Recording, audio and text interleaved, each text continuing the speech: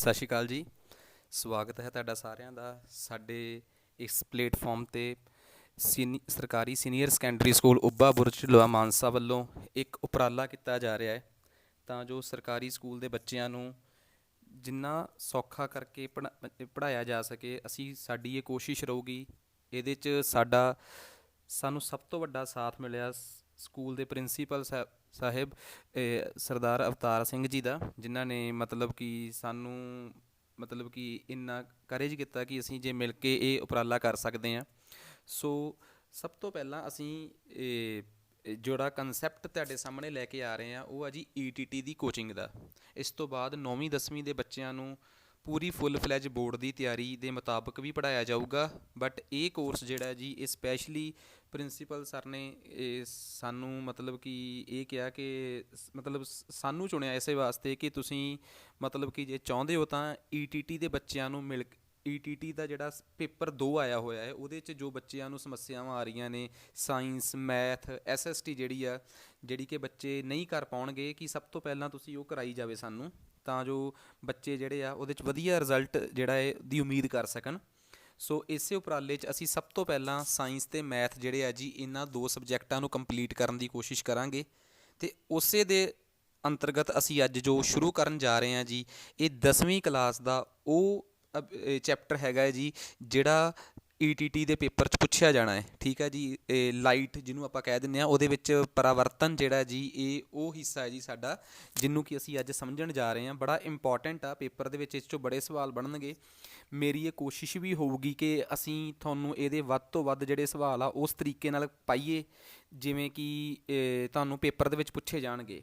ਦੇਖੋ ਹੁਣ ਇਹ ਕੋਰਸ ਜਿਹੜਾ ਇਹਦੇ ਬਾਰੇ ਇਹਦੀ ਕੀ ਫੀਸ ਰਹੂਗੀ, ਕੀ ਸਟਰਕਚਰ ਆ, ਸਭ ਕੁਝ ਮੈਂ ਤੁਹਾਡੇ ਨਾਲ ਕਲੀਅਰ ਕਰਨਾ ਚਾਹੁੰਦਾ। ਪ੍ਰਿੰਸੀਪਲ ਸਾਹਿਬਾਨ ਨੇ ਸਾਨੂੰ ਬਿਲਕੁਲ ਕਲੀਅਰ ਗੱਲ ਕਰਤੀ ਕਿ ਪ੍ਰਿੰਸੀਪਲ ਸਰ ਨੇ ਸਾਨੂੰ ਇਹ ਦੱਸਿਆ ਹੋਇਆ ਕਿ ਸਾਨੂੰ ਇਹ ਕੋਰਸ ਜਿਹੜਾ ਹੈ ਪੂਰਾ ਫ੍ਰੀ ਆਫ ਕਾਸਟ ਜਿਹੜਾ ਹੈ ਜੀ ਇਹ ਪ੍ਰੋਵਾਈਡ ਕਰਾਉਣਾ ਹੈ ਸਕੂਲ ਨੇ। ਸੋ ਇਹਦੇ ਅੰਤਰਗਤ ਕੀ ਹੋਊਗਾ, ਤੁਹਾਨੂੰ ਵੱਧ ਤੋਂ ਵੱਧ ਸਵਾਲ ਕਰਾਏ ਜਾਣਗੇ। ਪੂਰੀ ਦੀ ਪੂਰੀ ਤੁਹਾਨੂੰ ਕਹਾਣੀ ਜਿਹੜੀ ਹੈ ਉਸ ਚੈਪਟਰ ਦੀ ਉਹ ਪੂਰੀ ਦੀ ਪੂਰੀ ਕਹਾਣੀ ਪੜ੍ਹਾਈ ਜਾਊਗੀ। ਠੀਕ ਆ। ਕੁਛ ਚੈਪਟਰ ਜਿਹੜੇ ਆ ਜੀ, ਕੁਛ ਚੀਜ਼ਾਂ ਜਿਹੜੀਆਂ ਨੇ ਉਹ ਇਹਦੀਆਂ YouTube ਦੇ ਚੈਨਲ ਤੋਂ ਤੁਹਾਡੇ ਤੱਕ ਪਹੁੰਚਣਗੀਆਂ। ਬਟ ਉਸ ਤੋਂ ਬਾਅਦ ਤੁਹਾਨੂੰ ਸਕੂਲ ਦੀ ਐਪ ਜਿਹੜੀ ਕਿ Google Play Store ਤੋਂ ਜਾ ਕੇ ਤੁਸੀਂ ਡਾਊਨਲੋਡ ਕਰੋਗੇ, ਤੁਹਾਨੂੰ ਉਹਦੇ ਅੰਦਰ ਸਬਜੈਕਟ ਵਾਈਜ਼ ਤੁਹਾਨੂੰ ਸਾਰਾ ਸਿਲੇਬਸ ਮਿਲੂਗਾ। ਸੋ ਅਸਲੀ ਜਿਹੜਾ ਕੰਟੈਂਟ ਆ ਜੀ ਤੁਹਾਨੂੰ ਸਾਡੀ ਐਪ ਦੇ ਵਿੱਚ ਜਾ ਕੇ ਮਿਲੂਗਾ।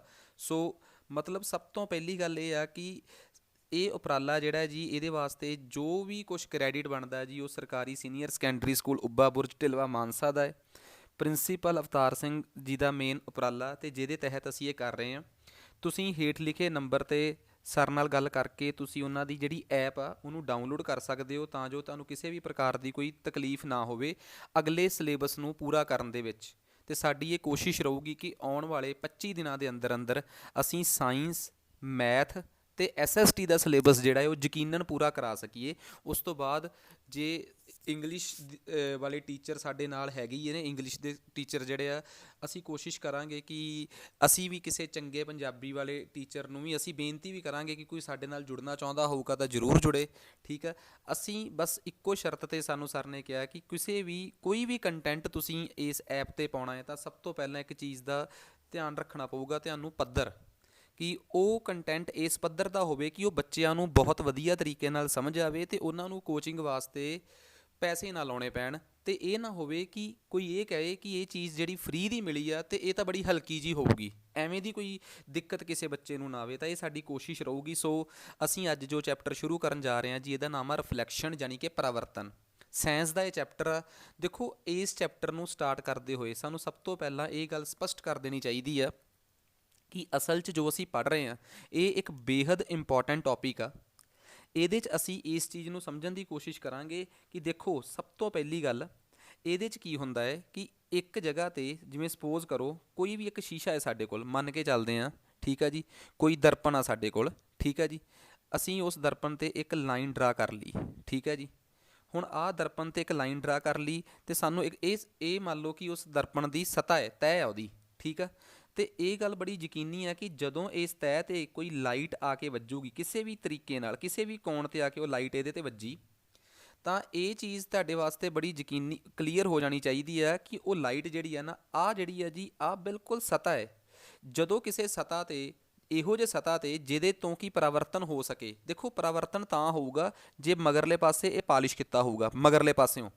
ਜੇ ਇਹ ਮਗਰਲੇ ਪਾਸਿਓਂ ਪਾਲਿਸ਼ ਨਹੀਂ ਹੋਊਗਾ ਤਾਂ ਜਿਹੜੀ ਲਾਈਟ ਦੀ ਕਿਰਨ ਆਈ ਆ ਉਹ ਇਹਦੇ ਵਿੱਚੋਂ ਲੰਘ ਜੂਗੀ। ਪਰਾਵਰਤਨ ਦੀ ਸਭ ਤੋਂ ਵੱਡੀ ਖਾਸੀਅਤ ਇਹ ਆ ਕਿ ਮਗਰਲਾ ਪਾਸਾ ਪਾਲਿਸ਼ ਹੋਣਾ ਚਾਹੀਦਾ ਹੈ। ਫਿਰ ਜਿਹੜੀ ਸਤ੍ਹਾ ਹੈ, ਤੁਸੀਂ ਇਸ ਸਤ੍ਹਾ ਤੇ ਜਿੱਥੇ ਆ ਕੇ ਉਹ ਲਾਈਟ ਵੱਜੀ ਆ, ਤੁਸੀਂ ਮੰਨ ਕੇ ਚੱਲੋ ਕਿ ਉਹਦੇ ਤੋਂ ਤੁਸੀਂ ਬਿਲਕੁਲ 90 ਡਿਗਰੀ ਦੇ ਕੋਣ ਤੇ ਇੱਕ ਲਾਈਨ ਡਰਾ ਕਰ ਲਓ ਜੀ।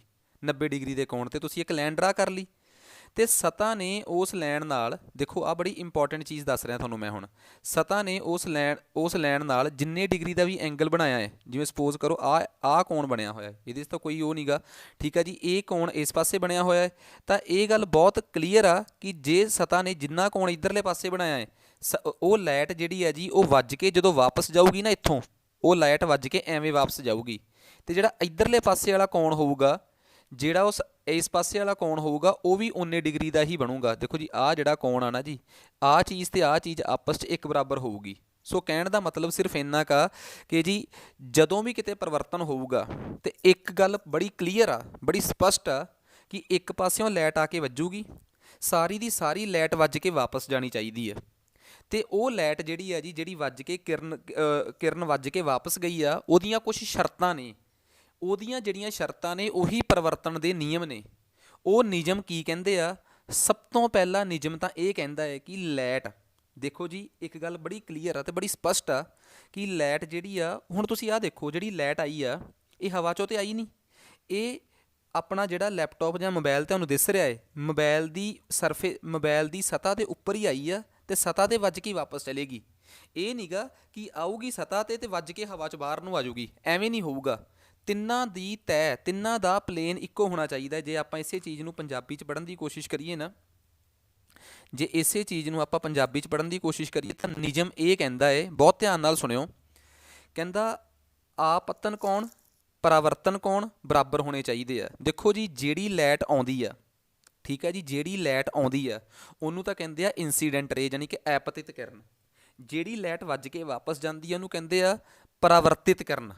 ਤੇ ਬੜੀ ਸਪਸ਼ਟ ਗੱਲ ਆ, ਜਿਹੜੀ ਲਾਈਟ, ਦੇਖੋ ਆਹ ਦੇਖੋ, ਜਿਹੜੇ ਆਹ ਸਤ੍ਹਾ ਹੈ ਜੀ, ਇਹ ਉਸ ਦਰਪਣ ਦੀ ਸਤ੍ਹਾ ਹੈ ਜਿਹਦੇ ਤੇ ਲਾਈਟ ਆ ਕੇ ਵੱਜੀ ਆ। ਜੇ ਇਹ ਪਿੱਛੋਂ ਪਾਲਿਸ਼ ਨਾ ਹੁੰਦਾ, ਪਿੱਛੇ ਇਹਦੇ ਪੇਂਟ ਨਾ ਹੁੰਦਾ, ਤਾਂ ਫਿਰ ਤਾਂ ਪਰਿਵਰਤਨ ਹੋਣਾ ਹੀ ਨਹੀਂ ਸੀਗਾ। ਪਰਿਵਰਤਨ ਹੋਇਆ ਹੀ ਤਾਂ ਹੈ ਕਿਉਂਕਿ ਮਗਰਲੇ ਪਾਸੇ ਤੈਅ ਲੱਗੀ ਹੋਈ ਹੈ ਸਰਫੇਸ ਤੇ। ਹਾਂ, ਆਹ ਕੀ ਆ ਜੀ, ਆਹ ਉਹ ਲਾਈਨ ਆ ਜਿਹੜੀ ਆਪਾਂ ਡਰਾ ਕੀਤੀ ਸੀ, ਆਪਾਂ ਬਣਾਈ ਸੀ। ਇਹ ਆ ਦਰਪਣ ਦੇ ਉੱਪਰ ਲੰਬ ਹੁੰਦਾ ਜਿਹਦਾ 90 ਡਿਗਰੀ ਦਾ ਕੋਣ ਆ। ਤੇ ਇੱਕ ਗੱਲ ਯਾਦ ਰੱਖਿਓ, ਆਪਤਿਤ ਕਿਰਨ ਤੇ ਪਰਿਵਰਤਨ ਕਿਰਨ ਤੇ ਲੰਬ, ਇਹ ਤਿੰਨੋਂ ਇੱਕੋ ਸਤ੍ਹਾ ਦੇ ਵਿੱਚ ਹੋਣੀਆਂ ਚਾਹੀਦੀਆਂ ਹੈ। ਸਭ ਤੋਂ ਇੰਪੋਰਟੈਂਟ ਗੱਲ, ਆਪਤਿਤ ਕਿਰਨ, ਦਰਪਣ ਦੇ ਉੱਪਰ ਲੰਬ ਤੇ ਪਰਿਵਰਤਨ ਕਿਰਨ, ਇਹ ਸਾਰੇ ਇੱਕੋ ਹੀ ਸਰਫੇਸ ਤੇ ਹੋਣੀਆਂ ਚਾਹੀਦੀਆਂ, ਇੱਕੋ ਤੈਅ ਤੇ ਹੋਣੀਆਂ ਚਾਹੀਦੀਆਂ। ਦੇਖੋ, ਇੱਕ ਤੈਅ ਦਾ ਮਤਲਬ ਕੀ ਆ? ਤੁਸੀਂ ਕਾਪੀ ਤੇ ਲਾਈਨ ਮਾਰੋ ਤੇ ਲਾਈਨ ਨੂੰ ਕਾਪੀ ਤੋਂ ਬਾਹਰ ਕੱਢ ਦਿਓ, ਨਹੀਂ ਨਿਕਲਦੀ ਨਾ। ਜਿਹੜੀਆਂ ਲਾਈਨਾਂ ਤੁਸੀਂ ਕਾਪੀ ਦੇ ਉੱਪਰ ਮਾਰਦੇ ਹੋ ਸਾਰੀਆਂ, ਉਹ ਸਾਰੀਆਂ ਦੀਆਂ ਸਾਰੀਆਂ ਲਾਈਨਾਂ ਇੱਕੋ ਤਲ ਤੇ ਹੁੰਦੀਆਂ। ਤੇ ਉਹ ਤਲ ਕਿਹੜਾ ਭਲਾ? ਤੁਹਾਡੀ ਕਾਪੀ ਦਾ ਸਫ਼ਾ। ਤੁਹਾਡੀ ਕਾਪੀ ਦਾ ਸਫ਼ਾ ਇੱਕ ਤਲ ਆ। ਸ਼ਰਤ ਇਹ ਆ, ਪਹਿਲਾ ਨਿਯਮ ਇਹ ਕਹਿੰਦਾ ਹੈ ਕਿ ਤਿੰਨੇ ਇੱਕੋ ਤਲ ਤੇ ਹੋਣੀਆਂ ਚਾਹੀਦੀਆਂ ਹੈ, ਇੱਕੋ ਤਲ ਤੇ। ਮਤਲਬ ਮੇਰੀ ਗੱਲ ਸਪਸ਼ਟ ਹੋ ਗਈ। ਤੇ ਦੂਜੀ ਗੱਲ, ਆਪਤਿਤ ਕਿਰਨ ਜਿਹੜਾ ਲੰਬ ਨਾਲ ਕੋਣ ਬਣਾਉਂਦੀ ਹੈ, ਜਿਹਨੂੰ ਆਪਤਨ ਕੋਣ ਕਹਿੰਦੇ ਆ, ਤੇ ਪਰਿਵਰਤਿਤ ਕਿਰਨ ਜਿਹੜੀ ਲੰਬ ਨਾਲ ਕੋਣ ਬਣਾਉਂਦੀ ਹੈ, ਜਿਹਨੂੰ ਪਰਾਵਰਤਨ ਕੋਣ ਕਹਿੰਦੇ ਆ। ਅੰਗਰੇਜ਼ੀ 'ਚ ਆਈ ਤੇ ਆਰ ਕਹਿੰਦੇ ਆ, ਇੰਸੀਡੈਂਸ ਤੇ ਰਿਫਲੈਕਸ਼ਨ। ਇਹ ਦੋਵੇਂ ਕੋਣ ਬਰਾਬਰ ਹੋਣੇ ਚਾਹੀਦੇ ਹਨ। ਇਹ ਦੋਵੇਂ ਹੀ ਕੋਣ ਕੀ ਹੋਣੇ ਚਾਹੀਦੇ ਆ ਜੀ? ਬਰਾਬਰ ਹੋਣੇ ਚਾਹੀਦੇ ਆ। ਤੇ ਯਾਦ ਰੱਖਿਓ, ਪੇਪਰ 'ਚ ਕਈ ਵਾਰੀ ਆਉਂਦਾ ਹੁੰਦਾ ਕਿ ਆਪਤਿਤ ਕੋਣ ਜਿਹੜਾ ਹੈ, ਆਪਤਨ ਕੋਣ ਆ ਜਿਹੜਾ, ਉਹ ਕਿਸ ਵਿੱਚ ਬਣਦਾ ਹੈ? ਆਪਤਿਤ ਕਿਰਨ ਤੇ ਜਿਹੜੇ ਥੱਲੜੇ ਵਾਲੀ ਸਤ੍ਹਾ ਉਹਦੇ 'ਚ ਨਹੀਂ ਬਣਦਾ। ਆਪਤਿਤ ਕਿਰਨ ਤੇ ਲੰਬ ਦੇ ਵਿੱਚ ਬਣਦਾ ਹੈ ਆਪਤਨ ਕੋਣ। ਇਹ ਕੋਣ ਤੇ ਆਹ ਵਾਲਾ ਕੋਣ ਆਪਸ ਦੇ ਵਿੱਚ ਕੀ ਹੋਣੇ ਚਾਹੀਦੇ ਆ ਜੀ? ਇਹ ਬਰਾਬਰ, ਇਹ ਦੋਵੇਂ ਕੋਣ ਆਪਸ 'ਚ ਕੀ ਹੋਣੇ ਚਾਹੀਦੇ ਆ ਜੀ? ਇਹ ਬਰਾਬਰ ਹੋਣੇ ਚਾਹੀਦੇ ਆ। ਇਹ ਸਭ ਤੋਂ ਪਹਿਲਾ ਨਿਯਮ ਆ ਜੀ। ਸੋ ਇਹ ਦੋ ਨਿਯਮਾਂ ਨੂੰ ਲੈ ਕੇ ਹੀ ਆਪਾਂ ਪ੍ਰਕਾਸ਼ ਦੇ ਪਰਿਵਰਤਨ ਦੀ ਗੱਲ ਕਰਨੀ ਆ। ਪ੍ਰਕਾਸ਼ ਦੇ ਪਰਿਵਰਤਨ ਦੇ ਵਿੱਚ ਇੱਕ ਗੱਲ ਬੜੀ ਸਪਸ਼ਟ ਆ, ਪਰਿਵਰਤਨ ਦੇ ਇਹ ਨਿਯਮ ਜਿਹੜੇ ਆ, ਇਹ ਕਿਸੇ ਵੀ ਸਤ੍ਹਾ ਵਾਸਤੇ ਚੱਲਣਗੇ। ਕਿਸੇ ਵੀ ਸਤ੍ਹਾ ਵਾਸਤੇ ਚੱਲਣ ਦਾ ਮਤਲਬ ਕੀ ਹੁੰਦਾ ਹੈ? ਕਿਸੇ ਵੀ ਸਤ੍ਹਾ 'ਤੇ ਚੱਲਣ ਦਾ ਮਤਲਬ ਸਪਸ਼ਟ ਇਹ ਆ ਕਿ ਮੰਨ ਲਓ ਤੁਸੀਂ ਇਹ ਵੀ ਕਹਿ ਸਕਦੇ ਸੀਗੇ ਕਿ ਤੁਹਾਡਾ ਜਿਹੜਾ ਦਰਪਣ ਹੈ, ਮਤਲਬ ਜੋ ਤੁਹਾਡੇ ਕੋਲ ਦਰਪਣ ਆ, ਜ਼ਰੂਰੀ ਨਹੀਂ ਕਿ ਉਹ ਦਰਪਣ ਜਿਹੜਾ ਹੈ ਤੁਹਾਡਾ ਜਿਹੜਾ, ਇੱਕ ਮਿੰਟ,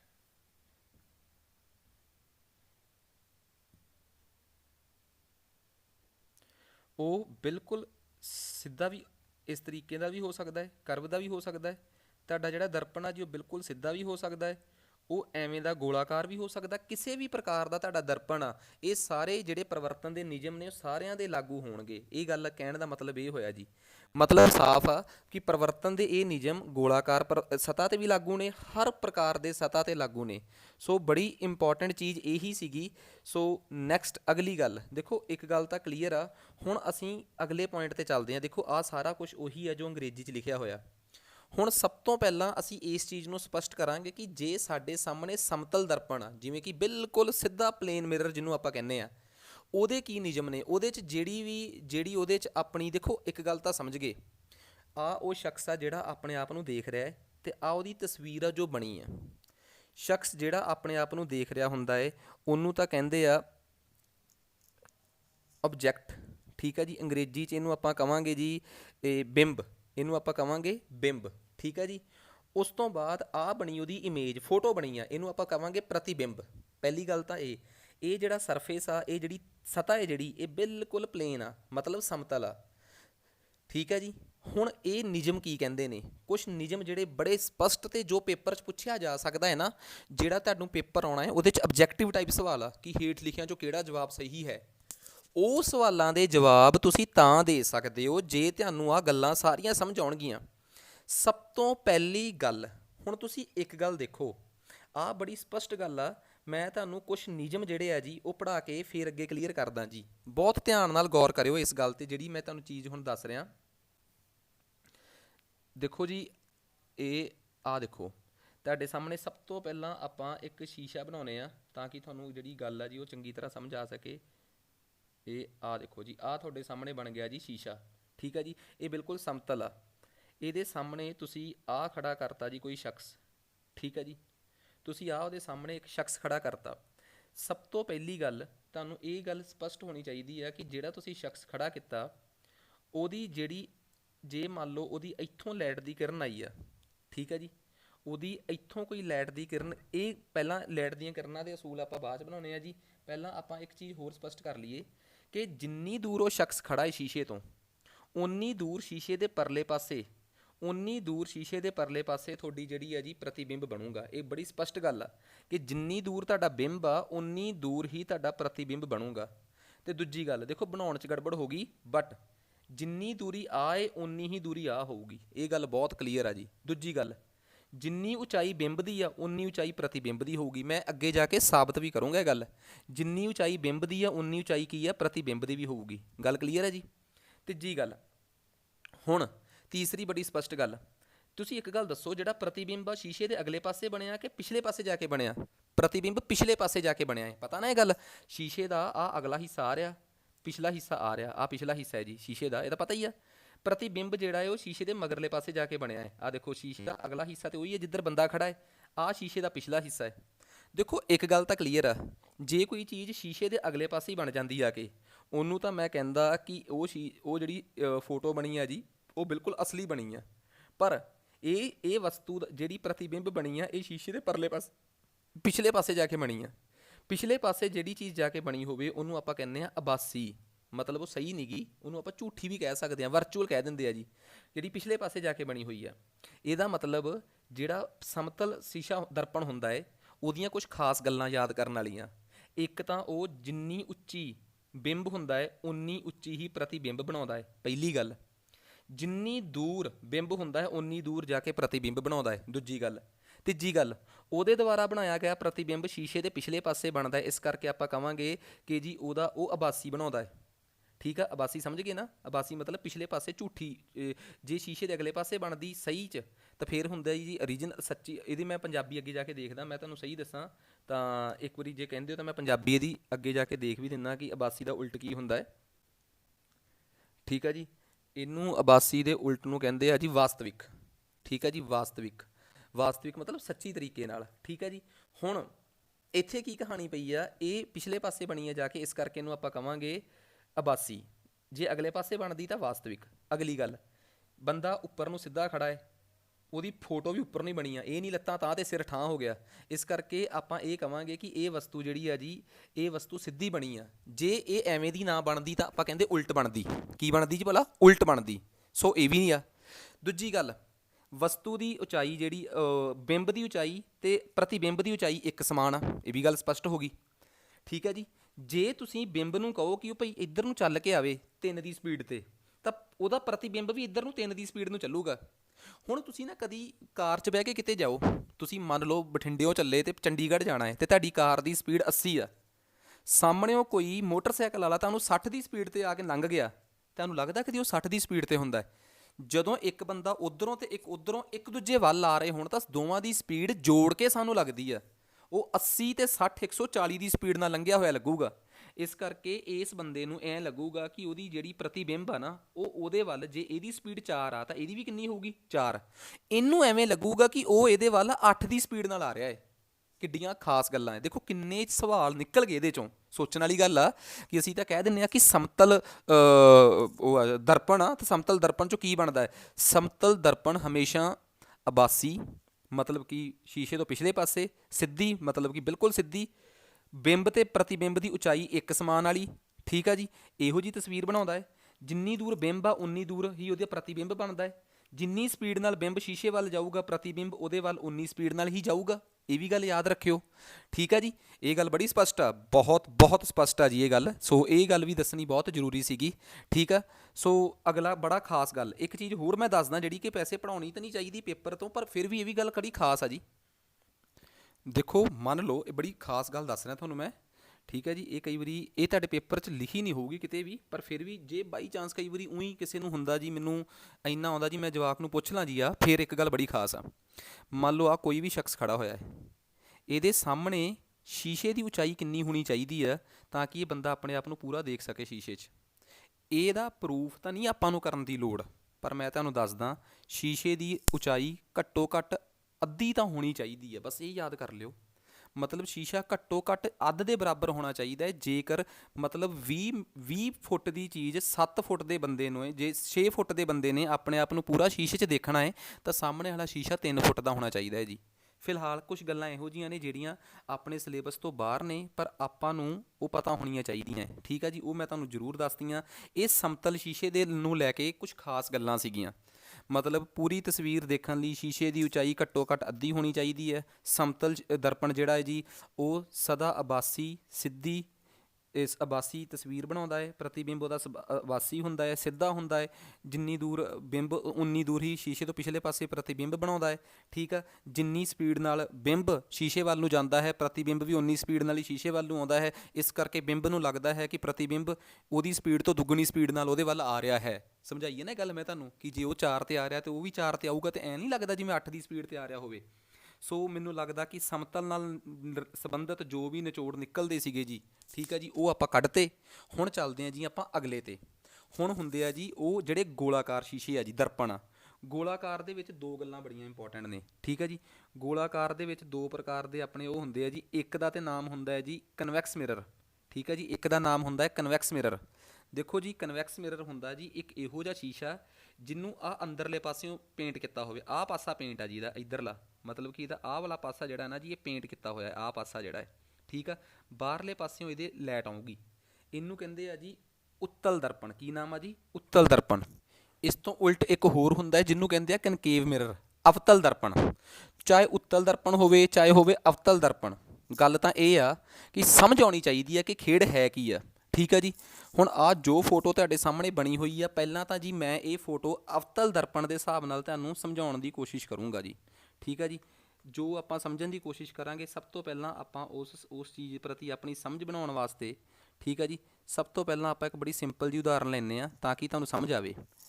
ਦੇਖੋ ਜੀ ਮੈਂ ਸਭ ਤੋਂ ਪਹਿਲਾਂ ਅਵਤਲ ਦਰਪਣ ਬਣਾਉਣ ਦੀ ਕੋਸ਼ਿਸ਼ ਕਰੂੰਗਾ। ਆਹ ਬਣ ਗਿਆ ਜੀ ਅਵਤਲ ਦਰਪਣ। ਕਿਵੇਂ ਤੈਅ ਹੋਇਆ? ਕਿਉਂਕਿ ਮੈਂ ਇੱਧਰਲੇ ਪਾਸੇ ਜਿਹੜਾ ਇਹਦਾ ਮਗਰਲਾ ਪਾਸਾ ਨਾ ਜੀ ਇਹਨੂੰ ਆਪਾਂ ਕਰਤਾ ਜੀ ਪੇਂਟ। ਠੀਕ ਆ ਜੀ। ਆਹ ਦੇਖੋ ਆਹ ਇੱਧਰਲੇ ਪਾਸਿਓਂ ਆਪਾਂ ਇਹਨੂੰ ਪੇਂਟ ਕਰਤਾ ਜੀ। ਆਹ ਚੀਜ਼ਾਂ ਇਹਦੀਆਂ ਪੇਂਟ ਹੋ ਗਈਆਂ। ਠੀਕ ਆ ਜੀ। ਆਹ ਇੱਧਰੋਂ ਆਹ ਪੇਂਟ ਹੋ ਗਿਆ ਜੀ ਆਪਣਾ। ਠੀਕ ਆ ਜੀ। ਉਸ ਤੋਂ ਬਾਅਦ ਆਪਾਂ ਕੀ ਕੀਤਾ ਜੀ, ਇੱਕ ਸਿੱਧੀ ਲਾਈਨ ਆਪਾਂ ਡਰਾ ਕੀਤੀ। ਇਹ ਤਾਂ ਸਿੱਧੀ ਹੋਈ ਨਹੀਂ ਨਾ ਕਿਸੇ ਪਾਸਿਓਂ ਵੀ। ਹਾਂਜੀ, ਆਪਾਂ ਕੀ ਕੀਤਾ ਜੀ, ਇਹਦੇ ਤੇ ਆਪਾਂ ਬਿਲਕੁਲ ਇੱਕ ਸਿੱਧੀ ਲਾਈਨ ਡਰਾ ਕਰਾਂਗੇ। ਠੀਕ ਹੈ ਜੀ, ਆ ਆਪਾਂ ਇਹਦੇ ਤੇ ਇੱਕ ਲਾਈਨ ਡਰਾ ਕੀਤੀ। ਹੁਣ ਕਿਵੇਂ ਪਤਾ ਲੱਗਾ ਕਿ ਅਵਤਲ ਦਰਪਣ ਆ, ਕਿਉਂਕਿ ਪਿਛਲੇ ਇਸ ਪਾਸਿਓਂ ਪੇਂਟ ਹੋਇਆ ਹੋਇਆ ਹੈ, ਇਸ ਪਾਸਾ ਇਹਦਾ ਇੱਧਰਲਾ ਪਾਸਾ, ਜਿਹੜਾ ਇੱਧਰਲਾ ਪਾਸਾ ਹੈ ਇਹ ਸ਼ੀਸ਼ਾ ਇੱਧਰ। ਹੁਣ ਇਹ ਅਵਤਲ ਦਰਪਣ ਆ। ਦੇਖੋ ਜੀ ਇੱਕ ਗੱਲ ਤਾਂ ਕਲੀਅਰ ਆ, ਅਵਤਲ ਦਰਪਣ, ਉੱਤਲ ਦਰਪਣ, ਸਮਤਲ ਦਰਪਣ, ਦਰਪਣ ਜਿਹੜਾ ਮਰਜ਼ੀ ਹੋਵੇ, ਪਰਾਵਰਤਨ ਦੇ ਨਿਯਮ ਉਹੀ ਰਹਿਣਗੇ। ਨਿਯਮ ਕੀ ਕਹਿੰਦੇ ਆ ਕਿ ਜਿੰਨਾ ਇੰਸੀਡੈਂਸ ਦਾ ਐਂਗਲ ਆ ਉਨਾ ਰਿਫਲੈਕਸ਼ਨ ਦਾ ਐਂਗਲ ਹੋਣਾ ਚਾਹੀਦਾ ਹੈ। ਤੇ ਇੱਕ ਗੱਲ ਹੋਰ, ਇਹ ਦੋਵੇਂ ਕੋਣ ਬਣਦੇ ਕਿੱਥੇ ਸੀਗੇ? ਇਹ ਦੋਵੇਂ ਕੋਣ ਬਣਦੇ ਸੀ ਕਿ ਜਿੱਥੇ ਜਾ ਕੇ ਲਾਈਟ ਵੱਜੀ ਆ ਦਰਪਣ ਤੇ, ਉੱਥੇ ਤੁਸੀਂ ਇੱਕ ਲੰਬ ਡਰਾ ਕਰ ਲਓ। ਹੁਣ ਮੰਨ ਲਓ ਕਿਸੇ ਨੇ ਮੈਨੂੰ ਕਹਿਤਾ ਆ ਕੇ, ਕਹਿੰਦਾ ਜੀ ਲਾਈਟ ਤਾਂ ਜੀ ਵੱਜੀ ਆ ਦੇਖੋ, ਹੁਣ ਬੜੇ ਧਿਆਨ ਨਾਲ ਸੁਣਿਓ। ਕਹਿੰਦਾ ਜੀ ਲਾਈਟ ਤਾਂ ਵੱਜੀ ਆ ਇੱਥੇ, ਆ ਵੱਜੀ ਆ ਜੀ ਲਾਈਟ। ਕਹਿੰਦੇ ਜੀ ਇੱਥੇ ਲਾਈਟ ਵੱਜੀ ਆ ਕੇ, ਤੇ ਹੁਣ ਦੱਸੋ ਕੀ ਹੋਊਗਾ ਜੀ? ਮੈਂ ਕਹਤਾ ਜੀ ਕੋਈ ਚੱਕਰ ਨਹੀਂ, ਇੱਥੇ ਲਾਈਟ ਵੱਜੀ ਹੈ, ਤੁਸੀਂ ਕਹੋ, ਕਹਿੰਦੇ ਜੀ ਇੱਥੇ ਲੰਬ ਕਿਵੇਂ ਡਰਾ ਕਰੋਗੇ? ਲੰਬ ਤਾਂ ਸਮਤਲ ਦੇ ਉੱਤੇ ਬਣਦਾ ਹੈ, ਲੰਬ ਡਰਾ ਕਰਨਾ ਵੀ ਕੋਈ ਔਖਾ ਨਹੀਂ। ਤੁਸੀਂ ਇਸ ਸਤ੍ਹਾ ਤੇ ਇੱਧਰਲੇ ਪਾਸੇ ਨੂੰ ਨਾ, ਇਸ ਜਗ੍ਹਾ ਤੇ ਇਹਨੂੰ ਟੱਚ ਕਰਦੀ ਹੋਈ ਇੱਕ ਰੇਖਾ ਖਿੱਚ ਲਓ। ਆ ਦੇਖੋ ਬਿਲਕੁਲ ਰੇਖਾ ਇਹਨੂੰ ਟੱਚ ਕਰਦੀ ਹੋਈ ਜਾ ਰਹੀ ਹੈ। ਠੀਕ ਹੈ ਜੀ, ਹੁਣ ਇਸ ਰੇਖਾ ਦੇ ਬਿਲਕੁਲ, ਹੁਣ ਤੁਸੀਂ, ਸਾਨੂੰ ਪਤਾ ਲੱਗ ਗਿਆ ਨਾ, ਤੁਸੀਂ ਉਸ ਰੇਖਾ ਦੇ ਬਿਲਕੁਲ 90 ਡਿਗਰੀ ਤੇ ਤੁਸੀਂ ਇੱਥੇ ਨੂੰ ਇੱਕ ਲਾਈਨ ਮਾਰ ਲਓ, ਇਹ ਬਣ ਗਈ ਲੰਬ। ਜਿੱਥੇ ਲੰਬ ਨਹੀਂ ਬਣਦੀ, ਸਭ ਤੋਂ ਪਹਿਲਾਂ ਉੱਥੇ ਉਹਦੇ ਤਹਿ ਨੂੰ ਟੱਚ ਕਰਦੀ ਹੋਈ ਇੱਕ ਲਾਈਨ ਮਾਰੋ, ਜਿਹਨੂੰ ਅੰਗਰੇਜ਼ੀ 'ਚ ਟੇਂਜੈਂਟ ਕਹੀਦਾ। ਉਹਦੇ 90 ਡਿਗਰੀ ਤੇ ਫਿਰ ਇੱਕ ਲਾਈਨ ਮਾਰੋ, ਜਿਹਨੂੰ ਆਪਾਂ ਲੰਬ ਕਵਾਂਗੇ। ਹੁਣ ਤੁਸੀਂ ਕਹਿ ਸਕਦੇ ਹੋ ਕਿ ਹੁਣ ਦੇਖੋ ਜੀ, ਜਿੰਨਾ ਕੋਣ ਇੱਧਰਲੇ ਪਾਸਿਓਂ ਬਣੂਗਾ ਉਨਾ ਹੀ ਕੋਣ ਇੱਧਰਲੇ ਪਾਸਿਓਂ ਬਣਨਾ ਚਾਹੀਦਾ ਜੀ। ਠੀਕ ਆ ਜੀ, ਹੁਣ ਆਹ ਕੀ ਹੋਇਆ ਜੀ ਭਲਾ? ਹੁਣ ਇੱਥੋਂ ਆਪਾਂ ਨੂੰ ਗੱਲ ਸਮਝ ਆ ਗਈ। ਠੀਕ ਹੈ ਜੀ, ਇਹ ਗੱਲ ਕੀ ਸਮਝ ਆਈ ਸਾਨੂੰ ਇੱਥੋਂ ਇਹ ਗੱਲ ਸਮਝ ਆਈ ਆ ਕਿ ਜਿਹੜੀ ਤਾਂ ਆ ਬਣੀ ਆ ਜੀ, ਹੁਣ ਧਿਆਨ ਨਾਲ ਸੁਣਿਓ, ਜਿਹੜੀ ਤਾਂ ਬਣੀ ਆ ਜੀ ਇਹ ਤਾਂ ਸੀ ਅਪਤਿਤ ਕਿਰਨ, ਤੇ ਜਿਹੜੀ ਬਣੀ ਆ ਜੀ ਦੂਜੇ ਪਾਸੇ ਇੱਧਰਲੇ ਪਾਸੇ ਉਹ ਆ ਪਰਿਵਰਤਿਤ ਕਿਰਨ। ਮਤਲਬ ਮੈਨੂੰ ਨਾ ਪੰਜਾਬੀ 'ਚ ਥੋੜ੍ਹੇ ਜਿਹਾ ਔਖਾ ਹੈ ਜੀ। ਆ ਬਣੀ ਪਤਿਤ ਕਿਰਨ, ਅਪਤਿਤ ਕਿਰਨ, ਆ ਪਰਿਵਰਤਿਤ ਕਿਰਨ, ਆ ਲੰਬ ਹੋ ਗਿਆ। ਲੰਬ ਦਾ ਇੱਧਰਲੇ ਪਾਸੇ ਵਾਲਾ ਕੋਣ ਤੇ ਇੱਧਰਲੇ ਪਾਸੇ ਵਾਲਾ ਕੋਣ ਇਹ ਹਮੇਸ਼ਾ ਇੱਕ ਬਰਾਬਰ ਹੋਣਾ ਚਾਹੀਦਾ ਹੈ ਜੀ। ਚਾਹੇ ਤੁਸੀਂ ਕਿਸੇ ਵੀ ਪ੍ਰਕਾਰ ਦੇ ਗੋਲਾਕਾਰ ਗੋਲੇ ਤੇ ਇਹਦੇ ਤੇ ਉਹਦੇ ਤੇ ਸ਼ੀਸ਼ੇ ਤੇ ਇਹਨੂੰ ਡਰਾ ਕਰ ਲਓ, ਇਹ ਚੀਜ਼ ਐਵੇਂ ਹੀ ਬਣੂਗੀ। ਹੁਣ ਇੱਕ ਗੱਲ ਬੜੀ ਸਪਸ਼ਟ ਆ ਕਿ ਜਿੱਥੋਂ ਮਰਜ਼ੀ ਲਾਈਟ ਆਵੇ, ਉਹ ਲਾਈਟ ਨੇ ਵੱਜ ਕੇ ਐਵੇਂ ਵਾਪਸ ਜਾਣਾ ਹੈ ਕਿ ਉਹ ਪਰਿਵਰਤਨ ਦੇ ਨਿਯਮਾਂ ਨੂੰ, ਦੋਵਾਂ ਨਿਯਮਾਂ ਨੂੰ ਫੋਲੋ ਕਰਦੀ ਹੋਵੇ, ਦੋਵਾਂ ਨਿਯਮਾਂ ਦੇ ਅਨੁਸਾਰ ਹੋਵੇ ਬਸ। ਹੁਣ ਇਸ ਤਰੀਕੇ ਨਾਲ ਜੇ ਕਿਰਨਾਂ ਬਣਾਉਣੀਆਂ ਆ ਗਈਆਂ ਤੇ ਸਾਡਾ ਤੇ ਕੰਮ ਹੀ ਬੜਾ ਆਸਾਨ ਹੋ ਜਾਣਾ। ਮਤਲਬ ਤੁਹਾਨੂੰ ਤਾਂ ਇਹ ਚੀਜ਼ਾਂ ਆਸਾਨ ਹੀ ਬਹੁਤ ਲੱਗਣੀਆਂ, ਕਿਉਂਕਿ ਇਹਨਾਂ 'ਚ ਹੋਰ ਕੁਝ ਦੱਸਣ ਵਾਸਤੇ ਹੈ ਹੀ ਨਹੀਂ। ਮਤਲਬ ਕੀ ਨਹੀਂ ਦੱਸਣ ਵਾਸਤੇ, ਇਹਨਾਂ 'ਚ ਕੀ ਚੱਕਰ ਆ? ਹੁਣ ਸਭ ਤੋਂ ਪਹਿਲੀ ਗੱਲ ਮੈਂ ਤੁਹਾਨੂੰ ਸਪਸ਼ਟ ਕਰਦਾ ਕਿ ਦੇਖੋ ਜੀ, ਇੱਕ ਤਾਂ ਹੁੰਦਾ ਜੀ ਉੱਤਲ ਦਰਪਣ, ਜਿਹਦਾ ਅੱਧਰਲਾ ਪਾਸਾ ਇਹ ਆ। ਇਹਦਾ ਮਤਲਬ ਲਾਈਟ ਇੱਧਰੋਂ ਕਿਤੇ ਆਊਗੀ ਤੇ ਇੱਥੇ ਜਾ ਕੇ ਵੱਜੂਗੀ। ਇਹ ਮੰਨਦੇ ਹੋ ਨਾ ਗੱਲ, ਕਿ ਇੱਧਰੋਂ ਲਾਈਟ ਆਊਗੀ, ਇੱਥੇ ਵੱਜੂਗੀ ਆ ਕੇ, ਤੇ ਫਿਰ ਅੱਗੇ ਪਤਾ ਨਹੀਂ ਉੱਪਰ ਨੂੰ ਜਾਊਗੀ ਕਿ ਥੱਲੇ ਨੂੰ ਜਾਊਗੀ, ਉਹ ਆਪਾਂ ਨਿਯਮ ਦੇਖਦੇ ਹਾਂ। ਠੀਕ ਹੈ ਜੀ, ਤੁਸੀਂ ਕਹੋਗੇ ਇੱਕ ਵਾਰੀ ਨਾ ਉੱਤਲ ਦਰਪਣ 'ਤੇ ਵੀ ਮਾਰ ਕੇ ਦਿਖਾ ਦਿਓ ਕਿ ਲਾਈਟ ਕਿਵੇਂ ਜਾਊਗੀ। ਲਓ ਜੀ, ਬਾਹਲੀ ਗੱਲ ਆ। ਦੇਖੋ ਮੈਂ ਕੁਛ ਨਹੀਂ ਕਰੂੰਗਾ, ਨਿਯਮਾਂ ਦੇ ਅਕੋਰਡਿੰਗ ਚੱਲਾਂਗੇ ਨਾ ਆਪਾਂ, ਤਾਂ ਆਪਾਂ ਕਿਤੇ ਵੀ ਗਲਤੀ ਕਰ ਹੀ ਨਹੀਂ ਸਕਦੇ। ਕਿਵੇਂ ਭਲਾ? ਆਹ ਦੇਖੋ ਜੀ, ਮੈਂ ਇਹ ਉੱਤਲ ਦਰਪਣ ਬਣਾਉਣ ਲੱਗੇ ਆ ਜੀ, ਆਹ ਚੱਕੋ ਜੀ। ਠੀਕ ਹੈ ਜੀ, ਫਿਰ ਆਪਾਂ ਕੀ ਕੀਤਾ ਜੀ, ਇਹਦੇ ਤੇ ਮਾਰ ਲਈ ਜੀ ਲਾਈਨ ਸਿੱਧੀ, ਇਹ ਆਹ ਚੱਕੋ। ਠੀਕ ਹੈ ਜੀ, ਆਪਾਂ ਉੱਤਲ ਦਰਪਣ ਥੋੜ੍ਹਾ ਜਿਹਾ ਵਧੀਆ ਬਣਾ ਲਈਏ ਤਾਂ ਕਿ ਸੌਰੀ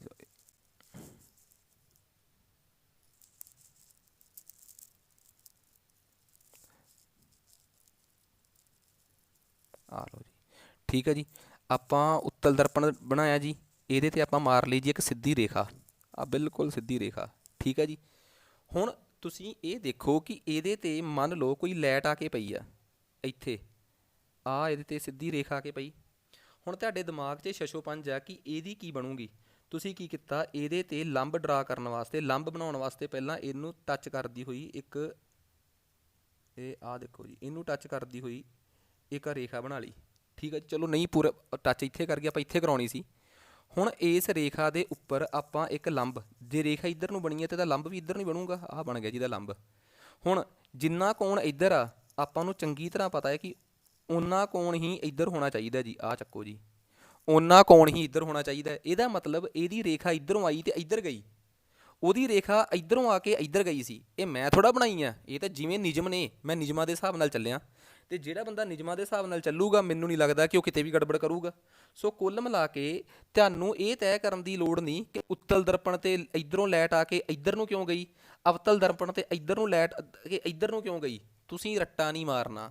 ਹੁਣ ਕੁਛ ਗੱਲਾਂ ਜਿਹੜੀਆਂ ਕਿ ਤੁਹਾਨੂੰ ਪਤਾ ਹੋਣੀਆਂ ਚਾਹੀਦੀਆਂ। ਜਿਹੜਾ ਦਰਪਣ ਹੁੰਦਾ ਹੈ ਜੀ, ਬਹੁਤ ਖਾਸ ਗੱਲ ਹੈ ਜੀ, ਆਹ ਦਰਪਣ ਆ ਤੇ ਆਹ ਦਰਪਣ ਦੀ ਸਤਾ ਹੈ, ਇਹਨੂੰ ਕਹਿੰਦੇ ਆ ਸਤਾ। ਦਰਪਣ ਦੇ ਬਿਲਕੁਲ ਕੇਂਦਰ ਚੋਂ ਇੱਕ ਲਾਈਨ ਕੱਢੀ ਦੀ ਹੈ ਜਿਹਨੂੰ ਕਹਿੰਦੇ ਆ ਮੁੱਖ ਧੁਰਾ, ਅੰਗਰੇਜ਼ੀ 'ਚ ਕਹਿੰਦੇ ਆ ਪ੍ਰਿੰਸੀਪਲ ਐਕਸਿਸ। ਜਿੱਥੇ ਮੁੱਖ ਧੁਰਾ ਇਹਦੇ ਸਤ੍ਹਾ ਨੂੰ ਮਿਲਦਾ ਕਿ ਤੈਅ ਨੂੰ ਮਿਲਦਾ ਉਹਨੂੰ ਕਹਿੰਦੇ ਆ ਅੰਗਰੇਜ਼ੀ 'ਚ ਪੋਲ, ਧਰੁਵ। ਆ ਰਿਹਾ ਪੋਲ। ਫਿਰ ਇੱਕ ਸ਼ਬਦ ਹੋਊਗਾ ਜੀ ਫੋਕਸ। ਫੋਕਸ ਨੂੰ ਫੋਕਸ ਹੀ ਕਹਿੰਦੇ ਆ।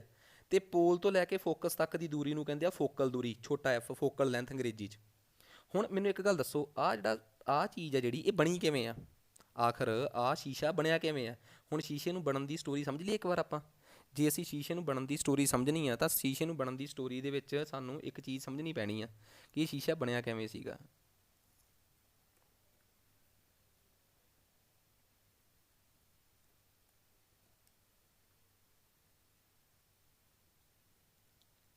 ਐਵੇਂ ਬਣਿਆ ਸੀਗਾ ਜੀ ਇਹ ਸ਼ੀਸ਼ਾ। ਹਾਂਜੀ ਦੇਖੋ, ਇੱਥੋਂ ਅਸੀਂ ਸਭ ਤੋਂ ਪਹਿਲਾਂ ਇਹ ਸਮਝਣ ਦੀ ਕੋਸ਼ਿਸ਼ ਕਰੀਏ ਕਿ ਇਹ ਦਰਪਣ ਬਣਦਾ ਕਿਵੇਂ ਆ। ਕਿਉਂਕਿ ਜਿਵੇਂ ਜਦੋਂ ਸਾਨੂੰ ਇਹ ਸਮਝ ਆਇਆ ਕਿ ਦਰਪਣ ਬਣਦਾ ਕਿਵੇਂ ਆ ਤਾਂ ਸਾਨੂੰ ਅੱਧਿਓਂ ਜ਼ਿਆਦਾ ਕਹਾਣੀ ਤਾਂ ਆਪੇ ਸਮਝ ਆ ਜਾਣੀ ਹੈ ਜੀ।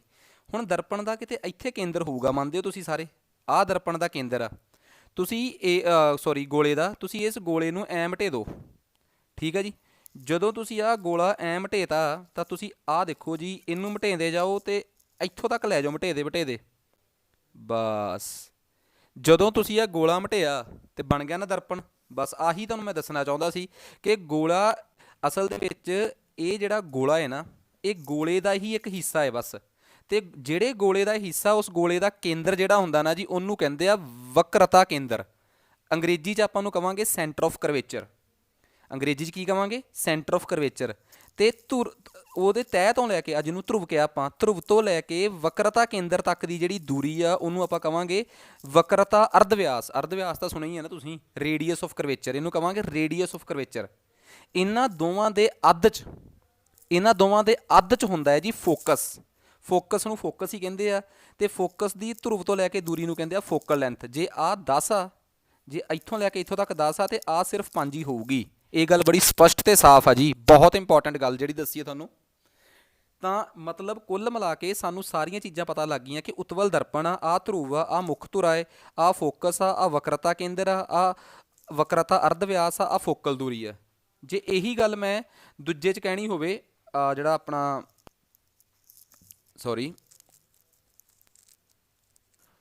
ਜੇ ਇਹੀ ਗੱਲ ਮੈਂ ਅਵਤਲ ਦਰਪਣ 'ਚ ਕਹਿਣੀ ਹੋਵੇ ਤਾਂ ਬਿਲਕੁਲ ਸਾਰੀਆਂ ਚੀਜ਼ਾਂ ਉਹੀ ਨੇ। ਆਹ ਅਰਧ ਵਿਆਸ ਹੋ ਗਿਆ, ਆਹ ਫੋਕਲ ਦੂਰੀ ਹੋ ਗਈ, ਆਹ ਮੁੱਖ ਫੋਕਸ ਹੋ ਗਿਆ, ਠੀਕ ਹੈ ਜੀ। ਤੇ ਆਹ ਆਪਣਾ ਕੇਂਦਰ ਹੋ ਗਿਆ, ਠੀਕ ਹੈ ਜੀ। ਆਹ ਆਪਣਾ ਧੁਰਾ ਹੋ ਗਿਆ, ਆਹ ਆਪਣੀ ਤੈਅ ਹੋ ਗਈ। ਇੱਧਰਲੇ ਪਾਸਿਓਂ ਪਾਲਿਸ਼ ਹੋਈ ਹੈ ਜੀ, ਇੱਧਰਲੇ ਪਾਸਿਓਂ ਲਾਈਟ ਪੈ ਰਹੀ ਆ, ਠੀਕ ਹੈ ਜੀ। ਬਸ ਸਮਝਣ ਵਾਲੀ ਗੱਲ ਆ ਕਿ ਉਤਵਲ ਦਰਪਣ ਤੇ ਅਵਤਲ ਦਰਪਣ ਜਿਹੜੇ ਆ ਜੀ ਆਪਸ ਦੇ ਵਿੱਚ ਇੱਕ ਹੀ ਚੀਜ਼ ਨੇ। ਆਹ ਸਾਰੀਆਂ ਚੀਜ਼ਾਂ ਦੇਖੋ ਜੀ ਸਮਝਾਈਆਂ ਹੋਈਆਂ। ਆਰ ਕੀ ਆ, ਐਫ ਕੀ ਆ, ਅੰਗਰੇਜ਼ੀ 'ਚ ਵੀ ਲਿਖਿਆ, ਪੰਜਾਬੀ 'ਚ ਵੀ। ਪੜ੍ਹਨ ਦੀ ਵੈਸੇ ਲੋੜ ਤਾਂ ਨਹੀਂ ਬਣਦੀ ਕੋਈ, ਕਿਉਂਕਿ ਇਹੀ ਚੀਜ਼ ਤਾਂ ਤੁਹਾਨੂੰ ਆਪਾਂ ਸਮਝਾਤੀ ਹੈ ਜੀ, ਠੀਕ ਹੈ ਜੀ। ਹੁਣ ਜੀ ਮੈਂ ਤੁਹਾਨੂੰ ਨਿਯਮ ਦੱਸ ਰਿਹਾ ਕੁਛ ਕਿ ਕਨਕੇਵ ਦੇ ਉੱਪਰ ਜਾਂ ਕਨਵੈਕਸ ਦੇ ਉੱਪਰ ਜਿਹੜੀ ਲਾਈਟ ਆਉਂਦੀ ਆ ਉਹ ਕਿੱਥੋਂ ਵੱਜ ਕੇ ਕਿੱਧਰ ਨੂੰ ਜਾਂਦੀ ਆ। ਇਸ ਚੀਜ਼ ਨੂੰ ਜਿੰਨੇ ਸਮਝ ਲਿਆ ਉਹਨੂੰ ਕਦੇ ਵੀ ਰੱਟਾ ਮਾਰਨ ਦੀ ਲੋੜ ਨਹੀਂ ਪੈਣੀ ਜੀ। ਇਹ ਗੱਲ ਬੜੀ ਸਪਸ਼ਟ ਆ ਕਿ ਜਿੰਨੇ ਇਸ ਚੀਜ਼ ਨੂੰ ਸਮਝ ਲਿਆ ਉਹਨੂੰ ਕਦੀ ਵੀ ਰੱਟਾ ਮਾਰਨ ਦੀ ਲੋੜ ਨਹੀਂ ਪਊਗੀ। ਸੋ ਸਭ ਤੋਂ ਪਹਿਲਾਂ ਆਪਾਂ ਦੇਖੋ ਜੀ, ਮੈਂ ਸਭ ਤੋਂ ਪਹਿਲਾਂ ਇੱਕ ਤੁਹਾਡੇ ਸਾਹਮਣੇ ਦਰਪਣ ਪੇਸ਼ ਕਰਨ ਜਾ ਰਿਹਾ ਤਾਂ ਕਿ ਆਪਾਂ ਨੂੰ ਸਮਝ ਆ ਜੇ ਕਿ ਅਸੀਂ ਕਿਵੇਂ ਕਰਨ ਜਾ ਰਹੇ ਹਾਂ ਜੀ, ਇਸ ਚੀਜ਼ ਨੂੰ ਕਿਵੇਂ ਕਰਾਂਗੇ ਅਸੀਂ।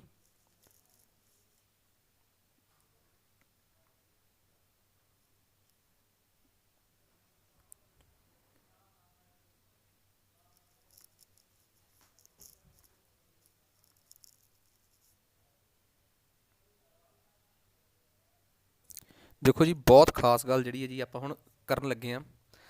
ਦੇਖੋ ਕੁਛ ਨਿਯਮ ਨੇ ਜਿਹੜੇ ਕਿ ਸਾਨੂੰ ਸਮਝਣੇ ਬਹੁਤ ਜ਼ਰੂਰੀ ਆ। ਮੰਨ ਲਓ ਇੱਥੇ ਆਪਣੀ ਉਹ ਆ ਕੇਂਦਰ ਆ, ਜਿੱਥੋਂ ਮਤਲਬ ਕਿ ਇਸ ਗੋਲੇ ਦਾ ਪੂਰਾ ਕੇਂਦਰ ਆ, ਤਾਂ ਇਹਦੇ ਅੱਧ 'ਚ ਕੀ ਹੁੰਦਾ ਜੀ? ਫੋਕਸ। ਮਤਲਬ ਕਿ ਸਾਨੂੰ ਇੱਕ ਚੰਗੀ ਤਰ੍ਹਾਂ ਪਤਾ ਹੈ, ਸਾਨੂੰ ਇਸ ਚੀਜ਼ ਦਾ ਚੰਗੀ ਤਰ੍ਹਾਂ ਪਤਾ ਹੈ ਕਿ ਇੱਥੇ ਆਪਣਾ ਕੇਂਦਰ ਹੁੰਦਾ ਜਿਹਨੂੰ ਆਪਾਂ ਸੀ ਕਹਿੰਦੇ ਆ, ਇੱਥੇ ਆਪਣਾ ਫੋਕਸ ਹੁੰਦਾ ਜਿਹਨੂੰ ਆਪਾਂ ਐਫ ਕਹਿੰਦੇ ਆ, ਠੀਕ ਹੈ ਜੀ। ਬਿਲਕੁਲ ਉਹਦੇ ਅੱਧ 'ਚ ਜਾ ਕੇ। ਹੁਣ ਕੁਛ ਨਿਯਮ ਨੇ ਮੰਨ ਕੇ ਚੱਲੋ, ਆ ਬੜੀ ਖਾਸ ਗੱਲ ਆ ਜਿਹੜੀ ਮੈਂ ਦੱਸ ਰਿਹਾ ਤੁਹਾਨੂੰ, ਕਿ ਮੰਨ ਲਓ ਇੱਕ ਤਾਂ ਕਿਰਨ ਜਿਹੜੀ ਆ, ਮੰਨ ਲਓ ਇੱਥੇ ਕੋਈ ਉਹ ਪਿਆ ਹੋਇਆ ਬਿੰਬ ਪਿਆ ਹੋਇਆ ਜੀ, ਆ ਪਿਆ ਹੋਇਆ ਬਿੰਬ। ਹੁਣ ਜੇ ਕੋਈ ਬਿੰਬ ਇੱਥੇ ਪਿਆ ਹੋਇਆ ਹੈ ਤੇ ਤੁਸੀਂ ਇਹ ਕਹੋ ਕਿ ਇਹ ਕਿੱਥੇ ਇਹਦੀ ਪ੍ਰਤੀਬਿੰਬ ਬਣੂਗਾ, ਕਿ ਇਸ ਬਿੰਬ ਦਾ ਪ੍ਰਤੀਬਿੰਬ ਜਿਹੜਾ ਹੈ ਜੀ ਉਹ ਕਿੱਥੇ ਬਣੂਗਾ। ਤਾਂ ਜੇ ਤਾਂ ਅਸੀਂ ਨਿਯਮ ਫੋਲੋ ਕਰ ਲਏ ਫਿਰ ਤਾਂ ਆਪਣਾ ਸਭ ਤੋਂ ਕੰਮ ਹੋ ਗਿਆ ਜੀ ਆਸਾਨ। ਦੇਖੋ ਕਿਵੇਂ ਭਲਾ, ਨਿਯਮ ਕਹਿੰਦੇ ਕੀ ਆ, ਜਿਹੜੀ ਤੁਸੀਂ ਲਾਈਟ ਜਿਹੜੀ ਆ ਜੀ ਉਹ ਬਿਲਕੁਲ ਸਿੱਧੀ ਮਾਰੋਗੇ, ਜਿਹੜੀ ਲਾਈਟ ਬਿਲਕੁਲ ਸਿੱਧੀ ਮਾਰੋਗੇ ਨਿਯਮ ਦੇ ਅਨੁਸਾਰ ਉਹਦਾ ਹਮੇਸ਼ਾ ਫੋਕਸ ਦੇ ਵਿੱਚੋਂ ਲੰਘਣਾ ਤੈਅ ਆ ਜੀ। ਆਹ ਗੱਲ ਪੱਲੇ ਬੰਨ ਲਿਓ, ਸੌਰੀ, ਉਸ ਲਾਈਟ ਦਾ ਫੋਕਸ ਦੇ ਵਿੱਚੋਂ ਲੰਘਣਾ ਬਿਲਕੁਲ ਤੈਅ ਆ ਜੀ। ਇਹ ਗੱਲ ਬੜੀ ਕਲੀਅਰ ਆ ਜਿਹੜੀ ਕਿ ਸਾਨੂੰ ਪਤਾ ਹੋਣੀ ਚਾਹੀਦੀ ਆ। ਗੱਲ ਸਮਝ ਆ ਗਈ ਜੀ। ਜਿਹੜੀ ਲਾਈਟ ਤੁਸੀਂ ਫੋਕਸ ਦੇ ਵਿੱਚੋਂ ਕੱਢੀ ਆ ਨਾ, ਜਿਹੜੀ ਲਾਈਟ ਫੋਕਸ ਦੇ ਵਿੱਚ ਆ, ਤੇ ਜਿਹੜੀ ਲਾਈਟ ਤੁਸੀਂ ਫੋਕਸ ਚੋਂ ਕੱਢੋਗੇ, ਆਹ ਦੇਖੋ ਜੀ, ਜਿਹੜੀ ਲਾਈਟ ਫੋਕਸ ਚੋਂ ਜਾਊਗੀ ਉਹਦਾ ਬਿਲਕੁਲ, ਦੇਖੋ ਜਿਹੜੀ ਸਿੱਧੀ ਸਮਾਨਾਂਤਰ ਆਈ ਆ ਉਹਦਾ ਫੋਕਸ ਚੋਂ ਜਾਣਾ ਤੈਅ ਆ, ਜਿਹੜੀ ਫੋਕਸ ਚੋਂ ਆਈ ਆ ਉਸ ਲਾਈਟ ਦਾ, ਆਹ ਦੇਖੋ ਆ ਬੜੀ ਸਪਸ਼ਟ ਗੱਲ ਆ, ਉਹਦਾ ਸਿੱਧਾ ਜਾਣਾ ਬਿਲਕੁਲ ਤੈਅ ਆ ਜੀ। ਆਹ ਚੀਜ਼, ਇਹ ਗੱਲ ਬੜੀ ਸਪਸ਼ਟ ਆ, ਰੂਲ ਨੇ, ਨਿਯਮ ਨੇ, ਕਿ ਜਿਹੜੀ ਲਾਈਟ ਜਿਹੜੀ ਆ ਜੀ ਜਿਹੜੀ ਸਿੱਧੀ ਗਈ ਉਹ ਵੱਜ ਕੇ ਫੋਕਸ 'ਚੋਂ ਆਊਗੀ, ਤੇ ਜਿਹੜੀ ਫੋਕਸ 'ਚੋਂ ਗਈ ਆ ਉਹਨੇ ਸਿੱਧੀ ਚੱਲ ਜਾਣਾ ਹੈ। ਇਹ ਨਿਯਮ ਜੇ ਤੁਸੀਂ ਫੋਲੋ ਕਰ ਲਿਆ, ਹੁਣ ਤੁਸੀਂ ਕਹੋਗੇ ਅੱਛਾ ਜਿੱਥੇ ਆ ਬਣਿਆ ਨਾ, ਦੇਖੋ ਅਸਲ 'ਚ ਕੀ ਆ, ਅਸੀਂ ਰਫ ਡਾਇਗਰਾਮ ਬਣਾਇਆ ਹੈ, ਜੇ ਇਹ ਮੈਂ ਬਿਲਕੁਲ ਮਾਪ ਕੇ ਅੱਧੋ ਅੱਧ ਬਣਾਇਆ ਹੁੰਦਾ ਨਾ ਤਾਂ ਫਿਰ ਇਹਦਾ ਜਵਾਬ ਐਵੇਂ ਦਾ ਕਦੇ ਨਹੀਂ ਸੀ ਆਉਣਾ। ਇਹਦੀ ਮੈਂ ਤੁਹਾਨੂੰ ਚੀਜ਼ ਦੱਸਦਾ ਕਿ ਇਹ ਬਣਦਾ ਕੀ ਭਲਾ। ਫਿਰ ਇਹ ਬਣਦਾ, ਆ ਦੇਖੋ, ਸਭ ਤੋਂ ਪਹਿਲਾਂ ਤਾਂ ਮੈਂ ਤੁਹਾਨੂੰ ਇਹ ਜਸਟ ਇੱਕ ਨਿਯਮ ਦੱਸਿਆ ਹਜੇ, ਜਿਵੇਂ ਇੱਕ ਨਿਯਮ ਆ ਰਿਹਾ ਕਿ ਜਿਹੜੀ ਲਾਈਟ ਸਿੱਧੀ ਆ ਰਹੀ ਆ ਸਿੱਧੀ ਆਈ ਹੈ ਲਾਈਟ, ਇਹ ਵੱਜ ਕੇ ਜਿੱਥੋਂ ਵੀ ਲੰਘ ਕੇ ਗਈ ਉਹ ਫੋਕਸ ਆ, ਭਾਵੇਂ ਇੱਥੋਂ ਸਿੱਧੀ ਆਈ ਆ ਵੱਜ ਕੇ ਮੰਨ ਫੋਕਸ 'ਚੋਂ, ਜਿਹੜੀ ਲਾਈਟ ਸਿੱਧੀ ਆਊਗੀ ਉਹਨੇ ਵੱਜ ਕੇ ਫੋਕਸ 'ਚੋਂ ਜਾਣਾ ਹੀ ਆ। ਇਹ ਗੱਲ ਸਪਸ਼ਟ ਤੇ ਪੱਲੇ ਬੰਨ ਲਓ ਆਪਣੇ, ਕਿਉਂਕਿ ਇਸ ਤੋਂ ਉੱਪਰ ਕੋਈ ਗੱਲ ਨਹੀਂ ਗੀ ਹੋਰ। ਜੇ ਮੰਨ ਲਓ ਜਿਵੇਂ ਸਪੋਜ਼ ਕਰੋ ਆਪਾਂ ਨੂੰ ਕਿਸੇ ਨੇ ਕਹਿਤਾ ਕਿ ਜੀ ਆਹ ਲਾਈਟ ਆਈ ਸੀ, ਇਹ ਵੱਜ ਕੇ ਸਿੱਧੀ ਗਈ ਆ, ਚਲੋ ਇੱਦਾਂ ਕਰੋ ਕਿ ਇੱਕ ਲਾਈਟ ਇੱਧਰੋਂ ਡਰਾ ਕਰ ਦਿਓ ਜੀ। ਆਹ ਦੇਖੋ ਜੀ, ਹੁਣ ਮੈਂ ਇੱਕ ਉਦਾਹਰਨ ਹੋਰ ਦੇ ਰਿਹਾ ਤੁਹਾਨੂੰ, ਠੀਕ ਹੈ ਜੀ। ਆਹ ਲਾਈਟ ਮੈਂ ਇੱਥੋਂ ਮਾਰੀ ਆ ਜੀ, ਇਹ ਕਿੱਥੋਂ ਜਾਊਗੀ, ਇਹ ਲਾਈਟ ਜੇ ਸਿੱਧੀ ਆਈ ਆ ਸਮਾਨਾਂਤਰ ਆਈ ਆ ਤੇ ਇਹਦਾ ਫੋਕਸ 'ਚੋਂ ਜਾਣਾ ਤੈਅ ਹੀ ਆ ਜੀ। ਆ ਗਈ ਜੀ, ਇਹ ਆ ਗਈ ਹੈ ਲਾਈਟ, ਬਸ ਜਿੱਧਰਲੇ ਪਾਸਿਓਂ ਮਰਜ਼ੀ ਆਈ ਹੋਵੇ, ਜਿਹੜੀ ਲਾਈਟ ਸਮਾਨਾਂਤਰ ਆਉਂਦੀ ਹੈ, ਸਮਾਨਾਂਤਰ ਇਹਨੂੰ ਕਹਿੰਦੇ ਆ ਜੀ। ਇਹ ਲਾਈਟ ਬੜੀ ਦੂਰੋਂ ਆਈ ਆ ਤਾਂ ਹੀ ਉਹ ਸਿੱਧੀ ਆਈ ਆ। ਇਸ ਕਰਕੇ ਸਿੱਧੀ ਆਈ ਲਾਈਟ ਬਾਰੇ ਇੱਕ ਗੱਲ ਬੜੀ ਸਾਫ਼ ਆ ਕਿ ਉਹ ਲਾਈਟ ਅਨੰਤ ਤੋਂ ਆਈ ਆ, ਅੰਗਰੇਜ਼ੀ 'ਚ ਕਹਿੰਦੇ ਆ ਇਨਫਿਨਿਟੀ ਤੋਂ। ਜਦੋਂ ਕੋਈ ਲਾਈਟ, ਜਦੋਂ ਕੋਈ ਬਿੰਬ ਇਨਫਿਨਿਟੀ 'ਤੇ ਪਿਆ ਹੋਊਗਾ ਤੇ ਉਹਦੀ ਜਿਹੜੀ ਲਾਈਟ ਆ ਜੀ ਉਹ ਕਿੱਥੋਂ ਲੰਘ ਕੇ ਜਾਊਗੀ, ਫੋਕਸ 'ਚੋਂ। ਹੁਣ ਤੁਸੀਂ ਕਹੋਗੇ ਕਿ ਇਹ ਤਾਂ ਠੀਕ ਆ, ਦੂਜੇ ਪਾਸੇ ਵਾਲੇ ਸ਼ੀਸ਼ੇ ਦਾ ਮਤਲਬ ਸਮਝਾ ਦਿਓ ਕਿ ਇਹਦਾ ਕੀ ਮਤਲਬ ਹੋਇਆ, ਇਹ ਤਾਂ ਸਾਨੂੰ ਸਮਝ ਨਹੀਂ ਆਇਆ। ਕੁਛ ਨਹੀਂ ਗਾ ਜੀ, ਦੂਜੇ ਪਾਸੇ ਵਾਲੇ ਸ਼ੀਸ਼ੇ ਦਾ ਮਤਲਬ ਆਹ ਦੇਖੋ ਜੀ, ਉਹਦਾ ਮਤਲਬ ਸਿਰਫ ਇਹ ਹੁੰਦਾ ਹੈ, ਉਹਦਾ ਮਤਲਬ ਸਿਰਫ ਇਹ ਹੁੰਦਾ ਹੈ ਕਿ ਉਹਦਾ ਇੱਧਰਲਾ ਹਿੱਸਾ ਜਿਹੜਾ ਹੈ ਜੀ, ਉਹਦਾ ਇਸ ਪਾਸੇ ਵਾਲਾ ਹਿੱਸਾ ਪੇਂਟ ਹੋਇਆ ਹੁੰਦਾ, ਉਹਦੇ ਲਾਈਟ ਇੱਧਰੋਂ ਆਉਂਦੀ ਹੈ ਜੀ। ਆਹ ਦੇਖੋ ਜੀ, ਉਹਦੇ 'ਤੇ ਲਿਆ ਕੇ ਲਾਈਟ ਮਾਰੀ ਇੱਥੇ, ਠੀਕ ਹੈ ਜੀ, ਉਹਦੇ ਲਾਈਟ ਵੱਜ ਕੇ ਇੱਥੇ ਮਾਰੀ ਹੈ ਜੀ, ਤਾਂ ਇਹਦਾ ਮਤਲਬ ਉਹ ਵੱਜ ਕੇ ਕਿਤੇ ਇੱਧਰ ਨੂੰ ਜਾਊਗੀ, ਠੀਕ ਹੈ ਜੀ। ਉਹ ਲਾਈਟ ਵੱਜ ਕੇ ਮੰਨ ਲਓ ਕਿਤੇ ਇੱਧਰ ਜੇ ਨੂੰ ਚਲੇਗੀ, ਜਦੋਂ ਉਹਨੂੰ ਮੈਂ ਪਿੱਛੇ ਨੂੰ ਜੋੜੂੰਗਾ, ਜਦੋਂ ਉਹਨੂੰ ਪਿੱਛੇ ਨੂੰ ਜੋੜੂੰਗਾ ਤਾਂ ਜਿੱਥੋਂ ਲੰਘ ਕੇ ਜਾਊਗੀ ਉਹ ਫੋਕਸ ਹੀ ਹੋਊਗਾ ਜੀ। ਬਸ ਫਰਕ ਇੰਨਾ ਹੈ ਕਿ ਇਸ ਵਾਰ ਲਾਈਟ ਅਸਲ 'ਚ ਨਹੀਂ ਪਿੱਛੇ ਆਈ। ਅਤੇ ਇਹ ਗੱਲ ਮੈਂ ਤੁਹਾਨੂੰ ਪਹਿਲਾਂ ਹੀ ਬੜੀ ਸਪਸ਼ਟ ਦੱਸ ਚੁੱਕਿਆ ਹਾਂ ਕਿ ਜੇ ਕਿਤੇ ਲਾਈਟ ਅਸਲ 'ਚ ਪਿੱਛੇ ਆਉਂਦੀ ਹੋਵੇ ਫਿਰ ਤਾਂ ਉਹ ਬਣਾਉਂਦੀ ਆ ਇਹ ਸਹੀ ਫੋਟੋ, ਸਹੀ ਪ੍ਰਤੀਬਿੰਬ, ਜਿਹਨੂੰ ਆਪਾਂ ਇੱਕ ਵਾਸਤਵਿਕ ਪ੍ਰਤੀਬਿੰਬ ਉਹਨੂੰ ਕਹਿੰਦੇ ਆ, ਵਾਸਤਵਿਕ ਪ੍ਰਤੀਬਿੰਬ। ਅਤੇ ਜੇ ਉਹ ਅਸਲ 'ਚ ਨਾ ਮਿਲੇ ਤਾਂ ਫਿਰ ਉਹ ਬਣਾਉਂਦੀ ਆ ਆਭਾਸੀ ਪ੍ਰਤੀਬਿੰਬ। ਇਹਦਾ ਮਤਲਬ ਇੱਕ ਗੱਲ ਤਾਂ ਤੁਹਾਨੂੰ ਸਮਝ ਆ ਗਈ, ਜਿਹੜੀ ਗੱਲ ਸਾਫ਼ ਪਤਾ ਲੱਗ ਰਹੀ ਹੈ ਕਿ ਜੀ ਜਿਹੜੇ ਤਾਂ ਹੁੰਦੇ ਆ ਅਵਤਲ ਦਰਪਣ, ਉਹਨਾਂ ਦੀ ਤਾਂ ਲਾਈਟ ਵੱਜ ਕੇ ਅਸਲ 'ਚ ਵਾਪਸ ਆ ਕੇ ਕਿੰਨੀਆਂ ਲਾਈਟਾਂ ਆਈਆਂ, ਦੇਖੋ ਆਹ ਇੱਧਰੋਂ ਆਈ ਇੱਧਰ ਨੂੰ ਗਈ, ਆਹ ਇੱਧਰੋਂ ਆਈ ਇੱਧਰ ਨੂੰ ਗਈ, ਅਸਲ 'ਚ ਇਹ ਲਾਈਟਾਂ ਆਪਸ 'ਚ ਮਿਲ ਗਈਆਂ, ਇਹ ਤਾਂ ਬਣਾਉਣਗੀਆਂ ਵਾਸਤਵਿਕ ਪ੍ਰਤੀਬਿੰਬ। ਅਤੇ ਜਿਹੜਾ ਹੁੰਦਾ ਜੀ ਆਪਣਾ ਉੱਤਲ ਦਰਪਣ, ਇਹਦੀ ਲਾਈਟ ਇੱਥੋਂ ਵੱਜ ਕੇ ਇੱਧਰ ਨੂੰ ਚਲੇਗੀ, ਇਹ ਪਿੱਛੇ ਨੂੰ ਮੁੜੀ, ਪਿੱਛੇ ਨਹੀਂ ਕਿਤੇ ਇਕੱਠੀਆਂ ਨਹੀਂ ਹੋਈਆਂ, ਮਤਲਬ ਇਹਨਾਂ ਨੂੰ ਇਕੱਠੀਆਂ ਕਰਨ ਵਾਸਤੇ ਸਾਨੂੰ ਕਲਪਨਾ ਕਰਨੀ ਪਈ। ਇਸ ਕਰਕੇ ਇਹ ਵਾਸਤਵਿਕ ਪ੍ਰਤੀਬਿੰਬ ਨਹੀਂ ਬਣਾਉਂਦੀਆਂ, ਇਹ ਆਭਾਸੀ ਪ੍ਰਤੀਬਿੰਬ ਬਣਾਉਣਗੀਆਂ, ਕਿਉਂਕਿ ਇਹ ਪਿੱਛੇ ਤੱਕ ਗਈਆਂ ਹੀ ਨਹੀਂ, ਇਹਨਾਂ ਨੇ ਤਾਂ ਮੂੰਹ ਹੀ ਕਿਸੇ ਹੋਰ ਪਾਸੇ ਨੂੰ ਮੋੜ ਲਿਆ। ਤੁਸੀਂ ਕਹੋਗੇ ਇਹ ਲਾਈਟ ਇੱਧਰੋਂ ਵੱਜ ਕੇ ਉੱਪਰ ਨੂੰ ਹੀ ਕਿਉਂ ਗਈ, ਇਹਦੇ ਮੈਂ ਨਿਯਮ ਤੁਹਾਨੂੰ ਦੱਸੇ ਹੋਇਆ ਪਹਿਲਾਂ ਹੀ। ਸੋ ਇੱਕ ਗੱਲ ਤਾਂ ਸਾਨੂੰ ਸਮਝ ਆ ਗਈ ਕਿ ਨਿਯਮਾਂ ਦੇ ਹਿਸਾਬ ਨਾਲ ਚੱਲਾਂਗੇ ਤਾਂ ਅਸੀਂ ਤਾਂ ਕਦੀ ਗਲਤੀ ਕਰ ਹੀ ਨਹੀਂ ਸਕਦੇ, ਸਾਡੇ ਕੋਲ ਗਲਤੀ ਦੇ ਚਾਂਸ ਹੀ ਨਹੀਂ ਹੈਗੇ। ਤੁਸੀਂ ਕਹੋਗੇ ਜੀ ਹੋਰ ਗੱਲ ਕਲੀਅਰ ਕਰੋ, ਆਹ ਦੇਖੋ ਜੀ ਕੀ ਕਹਿੰਦਾ ਨਿਯਮ, ਜਿਹੜੀ ਲਾਈਟ ਸਿੱਧੀ ਆਉਂਦੀ ਆ, ਇਨਫਿਨਿਟੀ ਤੋਂ ਆਉਂਦੀ ਆ, ਅਨੰਤ ਤੋਂ ਆਉਂਦੀ ਆ, ਉਹ ਹਮੇਸ਼ਾ ਫੋਕਸ 'ਚੋਂ ਲੰਘ ਕੇ ਜਾਂਦੀ ਆ। ਦੇਖੋ ਤੁਸੀਂ ਕੀ ਕੀਤਾ, ਪਹਿਲਾਂ ਤੁਸੀਂ ਇਸ ਜਿੱਥੇ ਵੱਜੀ ਲਾਈਟ ਉੱਥੇ ਪਹਿਲਾਂ ਇੱਕ ਸਿੱਧੀ ਐਵੇਂ ਸਰਫੇਸ ਨੂੰ ਐਵੇਂ ਡਰਾ ਕਰਿਆ, ਫਿਰ ਉਹਦੇ ਬਰਾਬਰ ਉਹਦੇ ਬਿਲਕੁਲ 90 ਡਿਗਰੀ ਦੇ ਕੋਣ ਤੇ ਤੁਸੀਂ ਇੱਕ ਲੰਬ ਡਰਾ ਕੀਤੀ, ਫਿਰ ਆਹ ਦੇਖੋ ਜੀ ਆਹ ਦੋਵੇਂ ਕੋਣ ਬਰਾਬਰ ਕਰਕੇ ਇਹਨੂੰ ਐ ਮਿਲਾਇਆ, ਰੂਲ ਦੇ ਹਿਸਾਬ ਨਾਲ ਕਰਿਆ ਨਾ। ਜੇ ਉਹ ਇਸੇ ਸ਼ੀਸ਼ੇ ਤੇ ਪੈਂਦੀ ਤੇ ਜੇਕਰ ਉਹ ਇੱਥੇ ਵੱਜੀ ਆ ਤੇ ਉਹ ਇੱਧਰ ਨੂੰ ਜਾਂਦੀ। ਕਿਉਂ? ਤੁਹਾਨੂੰ ਪਤਾ ਹੈ ਕਿ ਜੇ ਇੱਥੇ ਵੱਜੀ ਆ ਤਾਂ ਇੱਥੇ ਤੁਸੀਂ ਇੱਕ ਆ ਡਰਾ ਕਰਨੀ, ਉਹ ਇੱਧਰ ਨੂੰ ਫੋਟੋ ਹੋਣੀ ਸੀ, ਉਹਦਾ 90 ਡਿਗਰੀ ਇੱਧਰ ਨੂੰ ਬਣਨਾ ਸੀ, ਤੇ ਉਹ ਲਾਈਟ ਨੇ ਓਬਵੀਅਸ ਜੀ ਗੱਲ ਇੱਧਰ ਨੂੰ ਜਾਣਾ ਸੀਗਾ। ਪਰ ਉਹਦਾ ਫਿਰ ਤੁਸੀਂ ਕਹੋਗੇ ਫੋਕਸ ਕਿੱਥੇ ਹੋਊਗਾ? ਫੋਕਸ ਉਹਦਾ ਬਿਲਕੁਲ ਪਿੱਛੇ, ਜਿੱਥੇ ਜਾ ਕੇ ਉਹਨੂੰ ਆਪਾਂ ਕਲਪਨਾ 'ਚ ਮਿਲਾਇਆ। ਤਾਂ ਹੀ ਤਾਂ ਕਹਿੰਦੇ ਆ ਕਿ ਜਿਹੜੇ ਵੀ ਸਾਡੇ ਕੋਲ, ਆਹ ਗੱਲ ਬੜੀ ਸਪਸ਼ਟ ਤੇ ਸਮਝ ਆਈ ਆਉਣ ਵਾਲੀ ਚੀਜ਼ ਆਪਣੇ, ਕਿ ਜਿਹੜਾ ਵੀ ਆਪਣੇ ਕੋਲ ਅਵਤਲ ਦਰਪਣ ਹੁੰਦਾ ਹੈ ਉਹਦੀਆਂ ਜਿਹੜੀਆਂ ਪ੍ਰਤੀਬਿੰਬਾਂ ਬਣਦੀਆਂ ਉਹ ਵਾਸਤਵਿਕ ਬਣਦੀਆਂ, ਤੇ ਜਿਹੜਾ ਸਾਡੇ ਕੋਲ ਉੱਤਲ ਦਰਪਣ ਹੁੰਦਾ ਹੈ ਉਹਦੀਆਂ ਜਿਹੜੀਆਂ ਪ੍ਰਤਿਬਿੰਬਾਂ ਬਣਦੀਆਂ ਉਹ ਬਣਦੀਆਂ ਕੀ ਭਲਾ? ਆਭਾਸੀ ਬਣਦੀਆਂ। ਆਭਾਸੀ ਤੇ ਵਾਸਤਵਿਕ ਬਣਦੀ ਇਹ ਕਹਾਣੀ ਹੁੰਦੀ ਆ।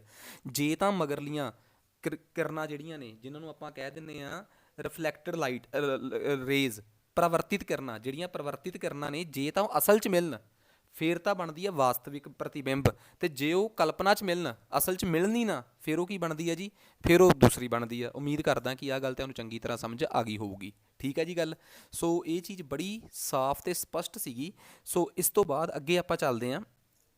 ਇਹਨਾਂ ਚੀਜ਼ਾਂ ਨੂੰ ਸਮਝਣ ਤੋਂ ਬਾਅਦ ਆਹ ਦੇਖੋ ਜੀ, ਅਗਲਾ ਅਸੂਲ ਆ ਜੀ।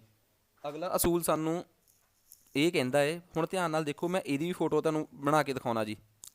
ਦੇਖੋ ਜੀ, ਜੇ ਮੰਨ ਲਓ ਕੋਈ, ਆਹ ਦੇਖੋ ਬੜੀ ਧਿਆਨ ਨਾਲ ਸਮਝਿਓ ਇਹ ਗੱਲ, ਜੇ ਕੋਈ ਆਬਜੈਕਟ ਫੋਕਸ 'ਚੋਂ ਲੰਘ ਕੇ ਜਾਵੇ, ਫੋਟੋ, ਜੇ ਕੋਈ ਰੇ ਜਿਹਨੂੰ ਆਪਾਂ ਕਹਿ ਦਿੰਦੇ ਬਿੰਬ, ਉਹ ਫੋਕਸ 'ਚੋਂ ਲੰਘ ਕੇ ਜਾਵੇ ਤਾਂ ਉਹਦੇ ਜਿਹੜਾ ਪ੍ਰਤੀਬਿੰਬ ਆ ਉਹ ਅਨੰਤ 'ਤੇ ਬਣਦਾ ਜਾ ਕੇ। ਜਿਵੇਂ ਕੋਈ ਚੀਜ਼ ਅਨੰਤ ਤੋਂ ਆਈ ਸੀ ਤੇ ਉਹ ਫੋਕਸ 'ਚੋਂ ਲੰਘਦੀ ਆ, ਕੋਈ ਚੀਜ਼ ਫੋਕਸ 'ਚੋਂ ਲੰਘੇ ਤਾਂ ਉਹ ਅਨੰਤ 'ਤੇ ਜਾਂਦੀ ਹੈ ਜੀ। ਇਹ ਵੀ ਰੂਲ ਆਪਾਂ ਸਮਝ ਲਿਆ। ਤੀਜਾ, ਆਹ ਸਭ ਤੋਂ ਬੜਾ ਖਾਸ ਰੂਲ ਆ ਜੀ, ਇਹ ਬਹੁਤ ਖਾਸ ਆ, ਇਹਨੂੰ ਸਮਝਣ ਦੀ ਕੋਸ਼ਿਸ਼ ਕਰਿਓ ਕਿ ਜੇ ਕੋਈ ਚੀਜ਼, ਆ ਦੇਖੋ, ਜੇ ਕੋਈ ਵੀ ਮਤਲਬ ਕਿ ਕਹਿ ਲਓ ਕਿ ਆਬਜੈਕਟ ਆ ਜਿਹੜਾ, ਠੀਕ ਆ ਜੀ, ਮੰਨ ਲਓ ਆਪਾਂ ਆਹ ਦੇਖੋ ਜੀ, ਇਹ ਆਹ ਚੀਜ਼ ਤੇ ਆਹ ਚੀਜ਼ ਮੰਨ ਕੇ ਚੱਲੋ ਕਿ ਆਪਣੀ ਆਪਣਾ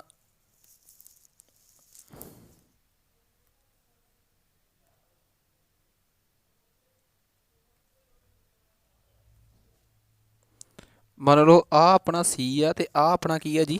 ਐਫ। ਠੀਕ ਆ। ਮੰਨ ਲਓ ਕੋਈ ਕਿਰਨ ਜਿਹੜੀ ਆ ਜੀ ਉਹ ਸੀ 'ਚੋਂ ਲੰਘ ਕੇ ਗਈ ਆ ਜੀ। ਠੀਕ ਆ ਜੀ। ਆਹ ਬੜੀ ਸਪਸ਼ਟ ਗੱਲ ਆ, ਇਹ ਬਹੁਤ ਧਿਆਨ ਨਾਲ ਸਮਝਣ ਵਾਲੀ ਚੀਜ਼ ਆ ਜੀ ਇਹ, ਕਿ ਜੇ ਕੋਈ ਚੀਜ਼ ਸੀ 'ਚੋਂ ਲੰਘ ਕੇ ਜਾਵੇ ਨਾ, ਆਹ ਦੇਖੋ ਜੀ, ਕੋਈ ਕਿਰਨ ਜੇ ਸੀ 'ਚੋਂ ਲੰਘ ਕੇ ਜਾਵੇ, ਮੰਨ ਲਓ ਕੋਈ ਕਿਰਨ ਇੱਧਰੋਂ ਆਈ ਆ ਤੇ ਉਹ ਸੀ 'ਚੋਂ ਲੰਘ ਕੇ ਗਈ ਆ ਐਵੇਂ, ਤਾਂ ਜੇ ਉਹ ਸੀ 'ਚੋਂ ਲੰਘ ਕੇ ਗਈ ਆ ਤਾਂ ਸੀ 'ਚੋਂ ਹੀ ਵਾਪਸ ਆਊਗੀ। ਇਹ ਬੜੀ ਖਾਸ ਗੱਲ ਆ। ਜਿਹੜੀ ਚੀਜ਼ ਸਿੱਧੀ ਆਈ ਆ, ਦੇਖੋ ਅਸੂਲ ਸਮਝੋ ਕੀ ਆ, ਜਿਹੜੀ ਚੀਜ਼ ਸਿੱਧੀ ਆਈ ਆ, ਠੀਕ ਆ ਜੀ, ਉਹਨੇ ਕਿੱਥੋਂ ਲੰਘ ਕੇ ਜਾਣਾ ਜੀ? ਵਾਪਸ ਫੋਕਸ 'ਚੋਂ। ਜਿਹੜੀ ਚੀਜ਼ ਫੋਕਸ 'ਚੋਂ ਆਈ ਆ ਜੀ, ਉਹਨੇ ਕਿੱਧਰ ਨੂੰ ਵਾਪਸ ਜਾਣਾ ਹੈ? ਉਹਨੇ ਸਿੱਧਾ ਵਾਪਸ ਜਾਣਾ ਹੈ। ਜਿਹੜੀ ਚੀਜ਼ ਸੀ 'ਚੋਂ ਆਈ ਆ ਉਹਨੇ ਸੀ 'ਚ ਹੀ ਵਾਪਸ ਜਾਣਾ ਹੈ। ਇਹ ਅਸੂਲ ਨੇ। ਇਹੀ ਜੇ ਸਿਧਾਂਤ ਤੁਸੀਂ ਸਮਝ ਲਏ ਤਾਂ ਤੁਸੀਂ ਸਮਝ ਲਓ ਕਿ ਤੁਹਾਨੂੰ ਆਹ ਕਹਾਣੀ ਸਮਝ ਆ ਗਈ। ਠੀਕ ਹੈ ਜੀ। ਆਹ ਸਾਰੇ ਅਸੂਲਾਂ ਦੇ ਹਿਸਾਬ ਨਾਲ, ਠੀਕ ਹੈ ਜੀ, ਇਹ ਸਾਰੇ ਅਸੂਲਾਂ ਦੇ ਹਿਸਾਬ ਨਾਲ ਬਣੀਆਂ ਜੀ ਆ ਸਾਰੀਆਂ ਫੋਟੋਆਂ। ਇਹ ਸਾਰੀਆਂ ਫੋਟੋਆਂ ਨੇ 6 ਫੋਟੋਆਂ। ਮਤਲਬ ਕੀ ਭਲਾ, ਇਹਨਾਂ 'ਚੋਂ ਕੋਈ ਇੱਕ ਫੋਟੋ ਮੈਨੂੰ ਕਹੋ ਤੇ ਆਪਾਂ ਬੜੇ ਆਰਾਮ ਨਾਲ ਇਹਨੂੰ ਬਣਾ ਕੇ ਦੇਖਦੇ ਹਾਂ ਜੀ, ਬੜੀ ਸਪਸ਼ਟ ਤਰੀਕੇ ਨਾਲ। ਕਿਵੇਂ ਭਲਾ? ਦੇਖੋ, ਇਹਦੇ ਵਾਸਤੇ ਕੀ ਚੀਜ਼ ਚਾਹੀਦੀ ਹੈ ਸਾਨੂੰ ਸਭ ਤੋਂ ਪਹਿਲਾਂ ਸਾਨੂੰ ਇਹ ਪਤਾ ਹੋਣਾ ਚਾਹੀਦਾ ਹੈ ਕਿ ਅਸੀਂ ਸਭ ਤੋਂ ਪਹਿਲਾਂ ਬਣਾਉਣੇ ਆ ਜੀ ਇੱਕ ਮਿਰਰ। ਠੀਕ ਹੈ ਜੀ। ਸਭ ਤੋਂ ਪਹਿਲਾਂ ਆਪਾਂ ਇੱਕ ਮਿਰਰ ਬਣਾਵਾਂਗੇ। ਇਹ ਆਹ ਦੇਖੋ ਜੀ,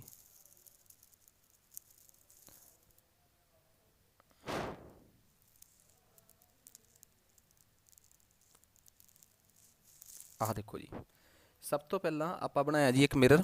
ਠੀਕ ਆ। ਇਸ ਮਿਰਰ 'ਤੇ ਆਪਾਂ ਬਣਾਈ ਜੀ ਇੱਕ ਪ੍ਰਿੰਸੀਪਲ ਐਕਸਿਸ। ਆ ਲਓ ਜੀ, ਆ ਬਣ ਗਈ। ਠੀਕ ਹੈ ਜੀ।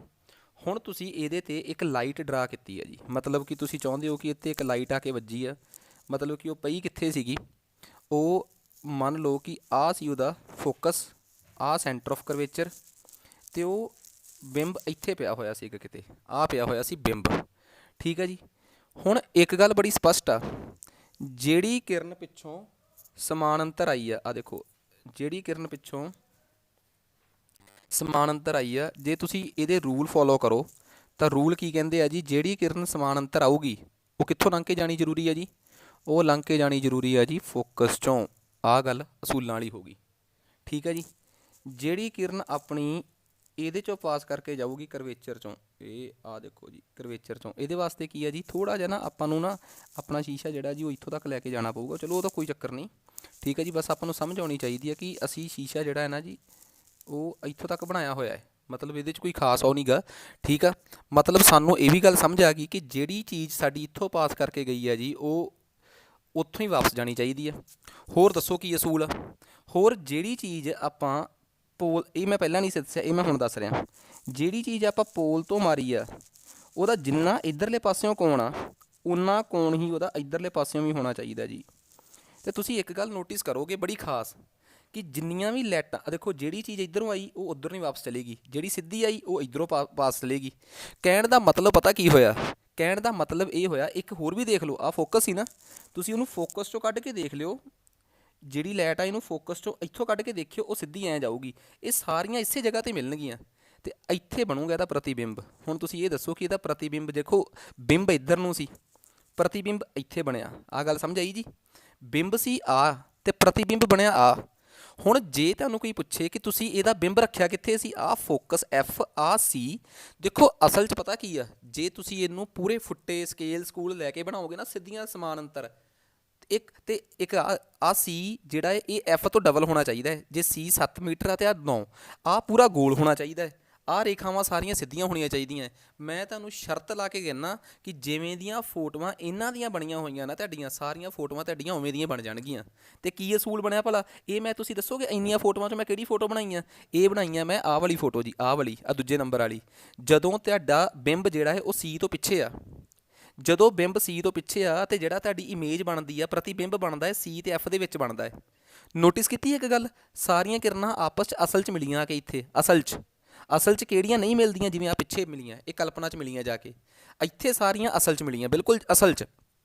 ਦੇਖੋ ਜਿਹੜੀ, ਅਤੇ ਦੂਜੀ ਗੱਲ, ਇੱਕ ਗੱਲ ਹੋਰ ਨੋਟਿਸ ਕਰੋ, ਜਿਹੜਾ ਬਿੰਬ ਸੀ ਉਹ ਉੱਪਰ ਨੂੰ ਸੀ, ਜਿਹੜਾ ਪ੍ਰਤੀਬਿੰਬ ਸੀ ਉਹ ਥੱਲੇ ਨੂੰ ਸੀ। ਪਹਿਲੀ ਗੱਲ, ਪ੍ਰਤੀਬਿੰਬ ਉਲਟਾ ਬਣਦਾ ਹੈ। ਦੂਜੀ ਗੱਲ, ਬਿੰਬ ਦੀ ਉਚਾਈ ਇੰਨੀ ਸੀ, ਪ੍ਰਤੀਬਿੰਬ ਉਸ ਤੋਂ ਛੋਟਾ ਸੀਗਾ। ਜਦੋਂ ਬਿੰਬ, ਇਹਦਾ ਮਤਲਬ ਪ੍ਰਤੀਬਿੰਬ ਹਮੇਸ਼ਾ ਬਿੰਬ ਤੋਂ ਛੋਟਾ ਬਣਦਾ ਹੈ।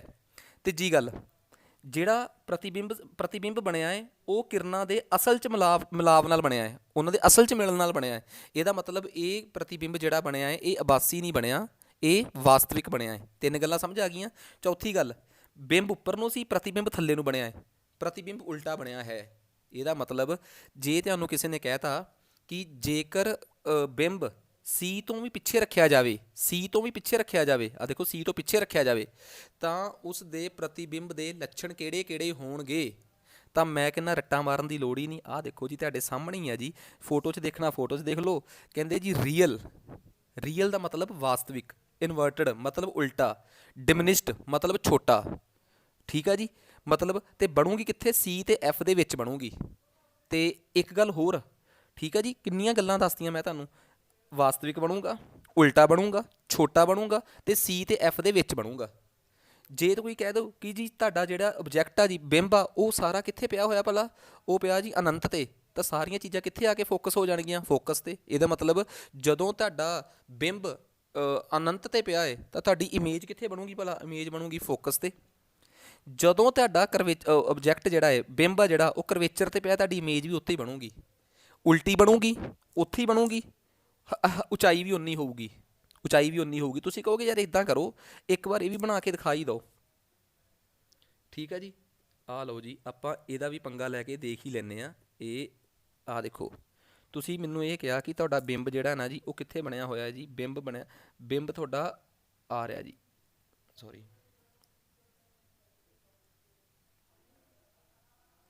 ਤੁਹਾਡਾ ਜਿਹੜਾ ਬਿੰਬ ਆ ਜੀ ਉਹ ਤੁਹਾਡਾ ਇੱਥੇ ਬਣਿਆ ਹੋਇਆ ਹੈ, ਠੀਕ ਆ ਜੀ। ਇੱਥੋਂ ਇੱਕ ਸਿੱਧੀ ਰੇਖਾ ਕੱਢੀ, ਦੱਸੋ ਜੀ ਕਿੱਥੋਂ ਲੰਘ ਕੇ ਜਾਊਗੀ, ਫੋਕਸ ਚੋਂ। ਜਿਹੜੀ ਰੇਖਾ ਫੋਕਸ ਚੋਂ ਲੰਘਦੀ ਹੈ ਜੀ ਉਹ ਕਿੱਥੋਂ ਲੰਘ ਕੇ ਜਾਊਗੀ, ਉਹ ਲੰਘ ਕੇ ਜਾਊਗੀ ਜੀ ਆਪਣੀ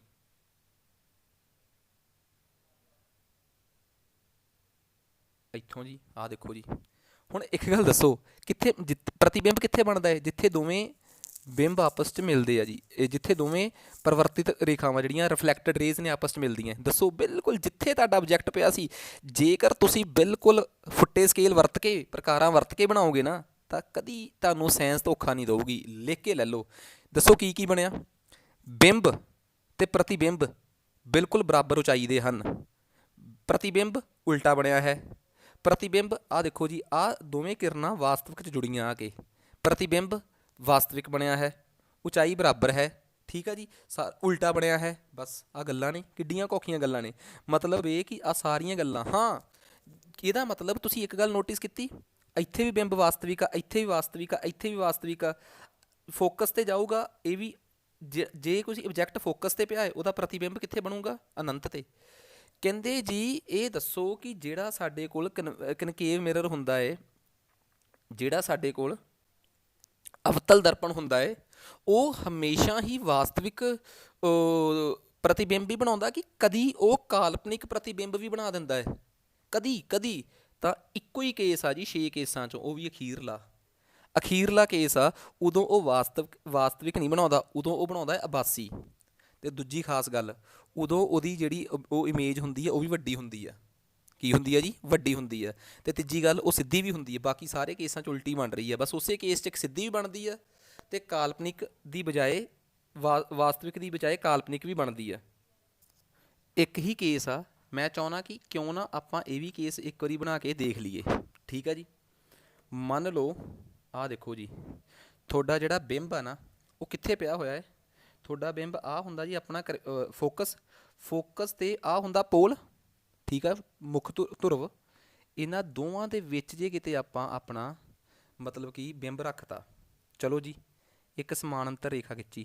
ਦੱਸੋ ਸਮਾਨਾਂਤਰ ਰੇਖਾ ਕਿੱਥੋਂ ਲੰਘ ਕੇ ਜਾਊਗੀ? ਫੋਕਸ 'ਚੋਂ। ਰੂਲ ਦੇ ਮੁਤਾਬਕ ਆਪਾਂ ਰੂਲ ਨਹੀਂ ਤੋੜਨੇ। ਆਹ ਕੱਢਤੀ ਜੀ। ਠੀਕ ਆ। ਦੂਜੀ ਗੱਲ, ਜਿਹੜੀ ਰੇਖਾ, ਹੁਣ ਆਹ ਤਾਂ ਬੜੀ ਸਪਸ਼ਟ ਗੱਲ ਆ, ਜਿਹੜੀ ਰੇਖਾ ਪੋਲ 'ਚੋਂ ਕੱਢਣੀ ਆ, ਪੋਲ 'ਚੋਂ, ਉਹਦਾ ਜਿੰਨਾ ਕੋਣ ਇੱਧਰ ਨੂੰ ਆ ਉਨਾ ਇੱਧਰ ਨੂੰ ਬਣਨਾ ਪਊਗਾ। ਆਹ ਦੇਖੋ ਨਾ, ਕਿ ਆਹ ਦੇਖੋ ਇਹ ਇੱਥੇ ਕਾ, ਤੁਸੀਂ ਕਹੋ ਕਿ ਆਹ ਕਿਹੜਾ ਕੋਣ ਦੇਖ ਰਿਹਾ ਮੈਂ, ਇੱਕ ਇੱਧਰਲਾ ਅਤੇ ਇੱਕ ਇੱਧਰਲਾ, ਐਵੇਂ ਹੋ ਗਈ। ਦੱਸੋ ਜੀ ਇਹਨਾਂ ਦੋਵਾਂ ਨੂੰ ਅਸਲ 'ਚ ਕਦੀ ਮਿਲਾ ਸਕਦੇ ਹੋ ਤੁਸੀਂ? ਨਹੀਂ ਨਾ ਮਿਲਾ ਸਕਦੇ। ਇਹਨਾਂ ਨੂੰ ਮਿਲਾਉਣ ਵਾਸਤੇ ਤੁਹਾਨੂੰ ਪਿੱਛੇ ਜਾਣਾ ਪੈਣਾ ਹੈ। ਪਿੱਛੇ ਨੂੰ ਜਾਂਦੇ ਹੋਏ ਤੁਸੀਂ ਇੱਧਰ ਨੂੰ ਜਦੋਂ ਪਿੱਛੇ ਨੂੰ ਜਾਓਗੇ ਤਾਂ ਕਾਲਪਨਿਕ ਜੀ ਜਗ੍ਹਾ 'ਤੇ ਕਿਤੇ ਇੱਥੇ ਜਿੱਥੇ ਮਿਲ ਜਾਣਗੇ, ਇੱਥੇ ਬਣੂਗਾ ਜਾ ਕੇ ਸਾਡਾ ਪ੍ਰਤੀਬਿੰਬ। ਨਾਲੇ ਤਾਂ ਸਿੱਧਾ ਬਣਿਆ, ਉਲਟਾ ਨਹੀਂ ਬਣਿਆ, ਨਾਲੇ ਅਸਲ 'ਚ ਨਹੀਂ ਬਣਿਆ, ਆਭਾਸੀ ਬਣਿਆ। ਠੀਕ ਆ। ਨਾਲੇ ਛੋਟਾ ਨਹੀਂ ਬਣਿਆ, ਵੱਡਾ ਬਣਿਆ। ਇਹਦਾ ਮਤਲਬ ਕਿਸ ਸੂਰਤ ਵਿੱਚ ਅਵਤਲ ਦਰਪਣ ਜਿਹੜਾ ਹੁੰਦਾ ਹੈ, ਕਨਕੇਵ ਮਿਰਰ ਅਵਤਲ ਹੀ ਕਹਿੰਦੇ ਹਨ, ਅਵਤਲ ਦਰਪਣ ਆਭਾਸੀ, ਉੱਚੀ ਅਤੇ ਸਿੱਧਾ ਪ੍ਰਤੀਬਿੰਬ ਬਣਾਉਂਦਾ ਹੈ? ਸਿਰਫ ਅਤੇ ਸਿਰਫ ਇੱਕੋ ਸੂਰਤ ਵਿੱਚ, ਜਦੋਂ ਬਿੰਬ F ਅਤੇ P ਦੇ ਵਿੱਚ ਪਿਆ ਹੋਵੇ। ਮੈਂ ਨਹੀਂ ਕਿਹਾ, ਰੂਲ ਲੈ ਕੇ ਚੱਲੇ ਤੁਸੀਂ ਬਸ ਇਕੱਲੇ। ਅਤੇ ਜਿਹੜਾ ਬੰਦਾ ਰੂਲ ਲੈ ਕੇ ਚੱਲ ਪਏ, ਉਹ ਬੰਦਾ ਕਦੀ ਧੋਖੇ ਖਾ ਹੀ ਨਹੀਂ ਸਕਦਾ। ਬੜੇ ਆਰਾਮ ਨਾਲ ਅਤੇ ਬੜੇ ਸਪਸ਼ਟ ਨਾਲ ਆਹ ਤੁਹਾਡੇ ਸਾਹਮਣੇ ਆ ਜੀ। ਜਦੋਂ ਅਨੰਤ 'ਤੇ ਪਿਆ ਹੈ ਤਾਂ ਪ੍ਰਤੀਬਿੰਬ ਫੋਕਸ 'ਤੇ ਬਣੂਗਾ। C ਤੋਂ ਪਰੇ ਪਿਆ ਹੈ ਤਾਂ C ਅਤੇ F ਦੇ ਵਿੱਚ ਬਣੂਗਾ। C 'ਤੇ ਪਿਆ ਤਾਂ C 'ਤੇ ਹੀ ਬਣੂਗਾ। ਜਦੋਂ F ਅਤੇ P ਦੇ ਵਿੱਚ ਪਿਆ ਤਾਂ ਦਰਪਣ ਦੇ ਪਿੱਛੇ ਬਣੂਗਾ, ਵੱਡਾ ਬਣੂਗਾ, ਆਭਾਸੀ ਬਣੂਗਾ, ਸਿੱਧਾ ਬਣੂਗਾ। ਬਾਕੀ ਸਾਰੀਆਂ ਸੂਰਤਾਂ 'ਚ ਉਲਟਾ ਬਣੂਗਾ। ਦੱਸੋ ਜੀ ਕਿੱਡੀ ਸੌਖੀ ਗੱਲ ਸੀ ਦੱਸਣ ਵਾਲੀ। ਆਹ ਦੂਜੇ ਪਾਸੇ ਵਾਲਾ ਜਿਹੜਾ ਆਪਣਾ ਦੂਜਾ ਸ਼ੀਸ਼ਾ ਹੁੰਦਾ, ਉਹਦੇ ਆਹੀ ਕੇਸ ਬਣਦੇ ਆ। ਉਹਦੇ 'ਚ ਕੋਈ ਰੌਲਾ ਹੀ ਨਹੀਂ। ਉਹਦੇ ਅਨੰਤ ਵਾਲਾ ਅਤੇ ਇੱਕ ਵਿੱਚ ਵਾਲਾ ਬਸ।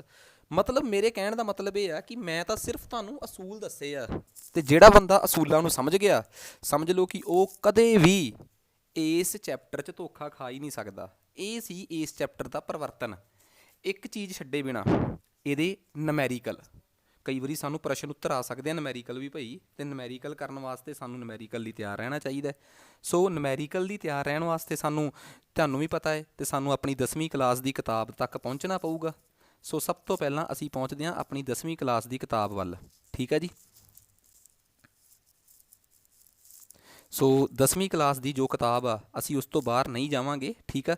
ਕਿਉਂਕਿ ਸਾਨੂੰ ਪਤਾ ਹੈ ਕਿ ਅਸੀਂ ਆਪਣੀ ਕਿਤਾਬ ਦੇ ਅਨੁਸਾਰ ਹੀ ਚੱਲਣਾ ਹੈ, ਅਤੇ ਜੇ ਅਸੀਂ ਆਪਣੀ ਕਿਤਾਬ ਦੇ ਅਨੁਸਾਰ ਹੀ ਚੱਲੀਏ, ਸੋ ਸਟਾਰਟ ਕਰਦੇ ਜੀ ਆਪਾਂ ਇਹਦੇ 'ਚੋਂ ਨਮੈਰੀਕਲਾਂ ਦਾ ਹਿਸਾਬ ਕਿਤਾਬ, ਕਿ ਨਮੈਰੀਕਲ ਕਿਵੇਂ ਕੱਢਣੇ ਬਣਦੇ ਆ ਜੀ ਇਹ ਸਾਡੇ।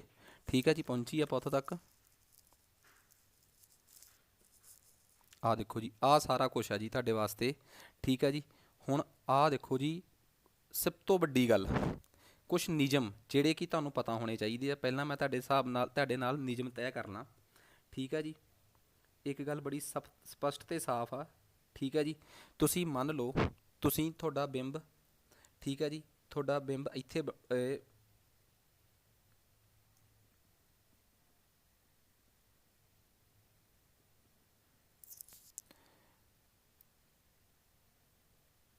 ਤੁਹਾਡਾ ਬਿੰਬ ਇੱਥੇ ਬਣਿਆ ਹੈ, ਠੀਕ ਹੈ ਜੀ।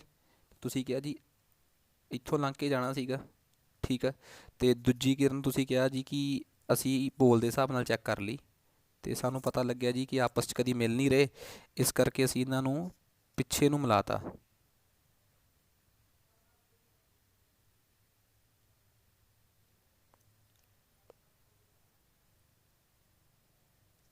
ਇੱਥੇ ਕਿਤੇ ਤੁਸੀਂ ਮਿਲਾਤਾ, ਤੁਸੀਂ ਕਹਿਤਾ ਕਿ ਇੱਥੇ ਸਾਡੀ ਬਣ ਗਈ ਹੈ ਜੀ ਪ੍ਰਤੀਬਿੰਬ, ਠੀਕ ਹੈ। ਤੁਸੀਂ ਐਵੇਂ ਹੀ ਕਿਹਾ, ਮੈਂ ਵੀ ਕਿਹਾ ਜੀ ਕੋਈ ਚੱਕਰ ਵਾਲੀ ਗੱਲ ਨਹੀਂ, ਕੋਈ ਪ੍ਰੋਬਲਮ ਨਹੀਂ, ਠੀਕ ਹੈ ਜੀ।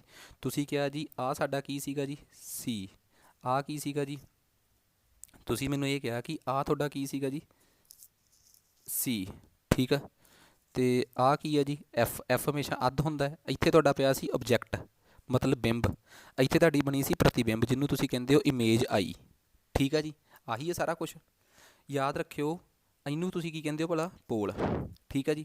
ਹੁਣ ਪੋਲ ਤੋਂ ਲੈ ਕੇ ਇਮੇਜ ਤੱਕ ਦੀ ਦੂਰੀ ਜਿਹੜੀ ਹੈ ਜੀ ਇਹਨੂੰ ਕਹੀਦਾ ਵੀ। ਪੋਲ ਤੋਂ ਲੈ ਕੇ ਓਬਜੈਕਟ ਜਿੰਨੀ ਦੂਰ ਪਿਆ ਹੁੰਦਾ ਇਹਨੂੰ ਕਹੀਦਾ ਯੂ। ਪੋਲ ਤੋਂ ਜਿੰਨੀ ਦੂਰ ਉਸ ਦਰਪਣ ਦਾ ਫੋਕਸ ਹੁੰਦਾ ਉਹਨੂੰ ਕਹਿੰਦਾ ਹੈ ਐਫ। ਪੋਲ ਤੋਂ ਲੈ ਕੇ ਜਿੰਨੀ ਦੂਰ ਕਰਵੇਚਰ ਹੁੰਦਾ ਜੀ ਇਹਨੂੰ ਕਹੀਦਾ ਹੈ ਆਰ। ਆਹ ਗੱਲਾਂ ਸਪਸ਼ਟ ਅਤੇ ਸਾਫ਼ ਯਾਦ ਕਰ ਲਿਓ, ਅਤੇ ਯਾਦ ਰੱਖਿਓ ਆਰ ਹਮੇਸ਼ਾ ਐਫ ਤੋਂ ਦੁੱਗਣਾ ਹੁੰਦਾ ਹੈ, ਪਹਿਲੀ ਗੱਲ।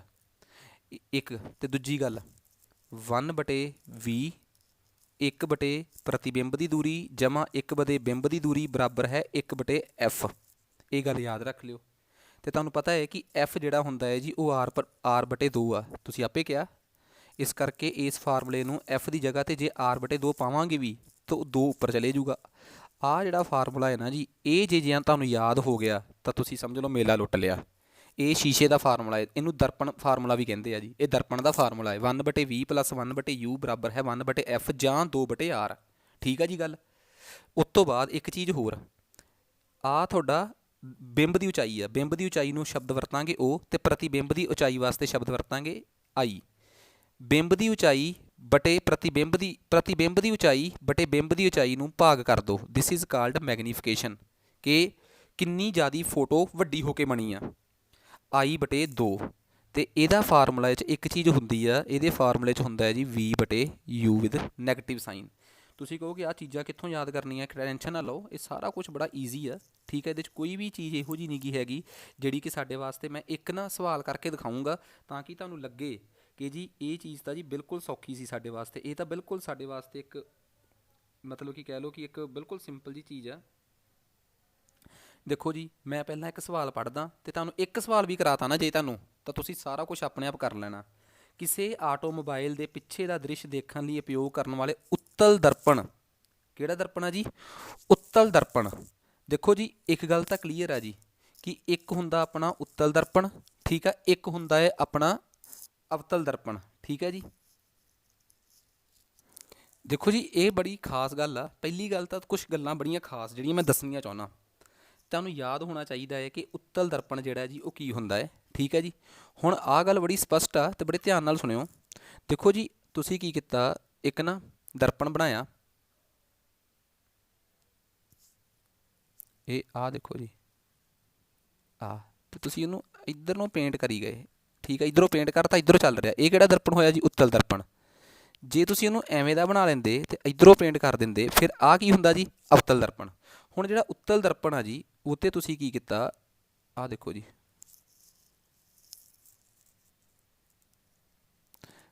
ਤੁਸੀਂ ਕੀ ਕੀਤਾ, ਆ ਰਿਹਾ ਤੁਹਾਡਾ ਉੱਤਲ ਦਰਪਣ, ਠੀਕ ਹੈ ਜੀ। ਉੱਤਲ ਦਰਪਣ 'ਤੇ ਲਾਈਨ ਮਾਰੀ। ਤੁਸੀਂ ਇੱਕ ਗੱਲ ਯਾਦ ਰੱਖਿਓ, ਨਮੈਰੀਕਲ ਜਾਂ ਅਭਿਆਸ ਕੱਢਦੇ ਹੋਏ ਇੱਕ ਚੀਜ਼ ਦਾ ਬੜਾ ਸਪਸ਼ਟ ਧਿਆਨ ਰੱਖਣਾ ਹੈ। ਇਹਨੂੰ ਕਹਿੰਦੇ ਆ ਜੀ ਅੰਗਰੇਜ਼ੀ 'ਚ ਪੋਲ। ਪੋਲ ਤੋਂ ਜੇ ਕਦੀ ਇੱਧਰ ਨੂੰ ਜਾਣਾ ਪੈ ਜੇ ਤਾਂ ਨੈਗੇਟਿਵ, ਪੋਲ ਤੋਂ ਜੇ ਇੱਧਰ ਨੂੰ ਜਾਣਾ ਪੈ ਜੇ ਤਾਂ ਪੋਜ਼ੀਟਿਵ। ਅੱਗੇ ਨੂੰ ਜਾਣਾ ਪਵੇ ਤਾਂ ਪੋਜ਼ੀਟਿਵ, ਪਿੱਛੇ ਨੂੰ ਜਾਣਾ ਪੈ ਜੇ ਤਾਂ ਨੈਗੇਟਿਵ। ਹੁਣ ਮੰਨ ਲਓ ਤੁਹਾਨੂੰ ਕਿਸੇ ਨੇ ਕਹਿ ਤਾ ਕਿ ਇੱਥੇ ਬਿੰਬ ਰੱਖਿਆ ਹੈ, ਇੱਥੇ ਕੀ ਰੱਖਿਆ ਹੈ, ਬਿੰਬ ਰੱਖਿਆ ਹੈ। ਮੈਨੂੰ ਇੱਕ ਗੱਲ ਦੱਸੋਗੇ, ਪੋਲ ਤੋਂ ਬਿੰਬ ਦੀ ਦੂਰੀ ਮਾਪਣ ਲਈ ਤੁਹਾਨੂੰ ਕਿੱਧਰ ਨੂੰ ਜਾਣਾ ਪਿਆ, ਪਿੱਛੇ ਨੂੰ ਨਾ। ਅਤੇ ਬਿੰਬ ਦਾ ਸਿੰਬਲ ਹੁੰਦਾ ਯੂ, ਦੂਰੀ ਉਹਦੀ ਕਿੰਨੀ ਆ, ਯੂ। ਤਾਂ ਜੇ ਉਹ 30 ਮੀਟਰ ਦਿੱਤੀ ਹੈ ਜਾਂ 30 ਸੈਂਟੀਮੀਟਰ ਦਿੱਤੀ ਹੈ ਤਾਂ ਤੁਸੀਂ ਉਹਨੂੰ -30 ਲਿਖੋਗੇ। ਹੁਣ ਇੱਕ ਗੱਲ ਦੱਸੋ, ਆ ਆਪਣਾ ਇੱਕ ਦਰਪਣ ਆ ਜਿਹੜਾ ਇਸ ਸ਼ੇਪ ਦਾ ਦਰਪਣ ਹੋਊਗਾ, ਇਹਦਾ ਜਿਹੜਾ ਫੋਕਸ ਆ ਉਹ ਕਿੱਧਰ ਹੋਊਗਾ ਭਲਾ? ਪਹਿਲਾਂ ਤਾਂ ਇਹ ਦੇਖੋ ਕਿ ਇਹ ਐਵੇਂ ਦੇ ਗੋਲੇ 'ਚੋਂ ਬਣ ਗਿਆ ਹੋਊਗਾ ਤੇ ਇੱਥੇ ਇਹਦਾ ਸੈਂਟਰ ਆਫ ਕਰਵੇਚਰ ਹੋਊਗਾ ਤੇ ਇੱਥੇ ਦਾ ਫੋਕਸ ਹੋਊਗਾ। ਇਹਦੇ ਫੋਕਸ ਤੱਕ ਜਾਣ ਲਈ ਤੁਹਾਨੂੰ ਇੱਧਰ ਨੂੰ ਜਾਣਾ ਪਿਆ, ਇਹਦੇ ਸੈਂਟਰ ਆਫ ਕਰਵੇਚਰ ਤੱਕ ਜਾਣ ਲਈ ਤੁਹਾਨੂੰ ਅੱਗੇ ਨੂੰ ਜਾਣਾ ਪਿਆ। ਇਹਦਾ ਐਫ ਵੀ ਪੋਜ਼ਿਟਿਵ ਤੇ ਇਹਦਾ ਆਰ ਵੀ ਜਮਾ ਚਾਹੂਗਾ। ਜਿਹੜਾ ਸ਼ੀਸ਼ਾ ਸਾਡੇ ਕੋਲ ਇਹਦੇ ਤੋਂ ਉਲਟ ਹੁੰਦਾ ਹੈ, ਜਿਹੜਾ ਸ਼ੀਸ਼ਾ ਸਾਡੇ ਕੋਲ ਇਹਦੇ ਤੋਂ ਬਿਲਕੁਲ ਉਲਟ ਹੁੰਦਾ ਹੈ, ਠੀਕ ਆ ਜੀ। ਉਦਾਹਰਨ ਦੇ ਤੌਰ 'ਤੇ ਆਹ ਵਾਲਾ ਸ਼ੀਸ਼ਾ ਜਿਹੜਾ ਐਵੇਂ ਜਿਹਦਾ ਬਣਦਾ ਹੈ, ਐਵੇਂ ਦਾ, ਤੁਸੀਂ ਇਹ ਦੱਸੋਗੇ ਕਿ ਇਹਦਾ ਜਿਹੜਾ ਪ੍ਰਤੀਬਿੰਬ, ਇਹਦਾ ਜਿਹੜਾ ਫੋਕਸ ਆ ਉਹ ਇੱਧਰਲੇ ਪਾਸੇ ਆ, ਆਰ ਵੀ ਇਹਦੇ ਇੱਧਰਲੇ ਪਾਸੇ ਆ, ਠੀਕ ਆ। ਇਹਦੇ ਪੋਲ ਤੋਂ ਸਾਨੂੰ ਇਹਦਾ ਐਫ ਮਾਪਣ ਲਈ ਪਿੱਛੇ ਨੂੰ ਜਾਣਾ ਪੈਣਾ ਹੈ, ਆਰ। ਜਿੱਥੇ ਸਾਨੂੰ ਪਿੱਛੇ ਨੂੰ ਜਾਣਾ ਪੈ ਗਿਆ ਉੱਥੇ ਨੈਗੇਟਿਵ, ਜਿੱਥੇ ਸਾਨੂੰ ਅੱਗੇ ਨੂੰ ਜਾਣਾ ਪੈ ਗਿਆ ਉੱਥੇ ਪੋਜ਼ਿਟਿਵ। ਹੁਣ ਤੁਹਾਨੂੰ ਚੰਗੀ ਤਰ੍ਹਾਂ ਪਤਾ ਹੈ ਕਿ ਜਿਹੜਾ ਆਹ ਵਾਲਾ ਸ਼ੀਸ਼ਾ ਹੁੰਦਾ ਇਹਨੂੰ ਕਹਿੰਦੇ ਆ ਅਵਤਲ, ਯਾਨੀ ਕਿ ਕਨਕੇਵ, ਇਹਨੂੰ ਕਹਿੰਦੇ ਆ ਕਨਵੈਕਸ, ਠੀਕ ਆ। ਇਹ ਹੋ ਗਿਆ ਜੀ ਕਨਵੈਕਸ, ਇਹ ਕੀ ਹੋ ਗਿਆ ਜੀ? ਕਨਕੇਵ, ਠੀਕ ਆ।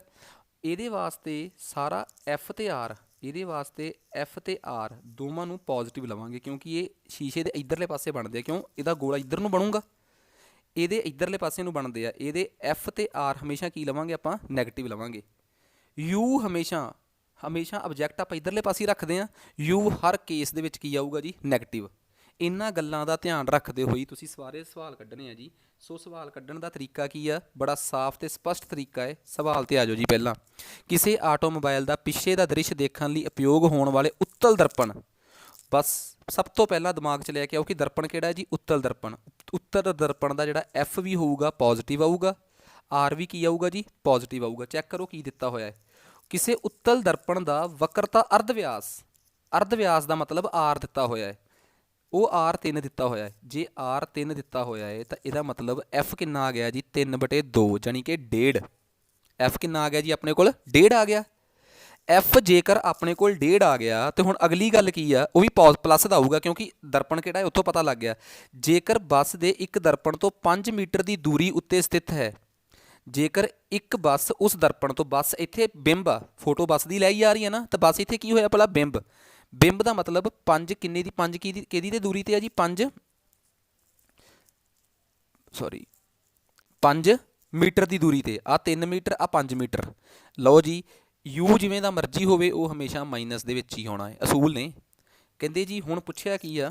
ਪੁੱਛਿਆ ਇਹ ਗਿਆ ਹੈ ਜੀ, ਪੁੱਛਿਆ ਗਿਆ ਹੈ ਕਿ ਦੱਸੋ ਪ੍ਰਤੀਬਿੰਬ ਦਾ ਆਕਾਰ ਵਗੈਰਾ ਸਾਰਾ ਕੁਝ ਦੱਸੋ। ਕਹਿੰਦੇ ਜੀ ਤੁਸੀਂ ਕੋਈ ਦਿਮਾਗ ਨਹੀਂ ਲਾਉਣਾ, ਤੁਸੀਂ ਚੁੱਪ ਕਰਕੇ ਇੱਕ ਫਾਰਮੂਲਾ ਲਾਉਣਾ ਹੈ, 1/v + 1/u ਬਰਾਬਰ ਹੈ 1/f।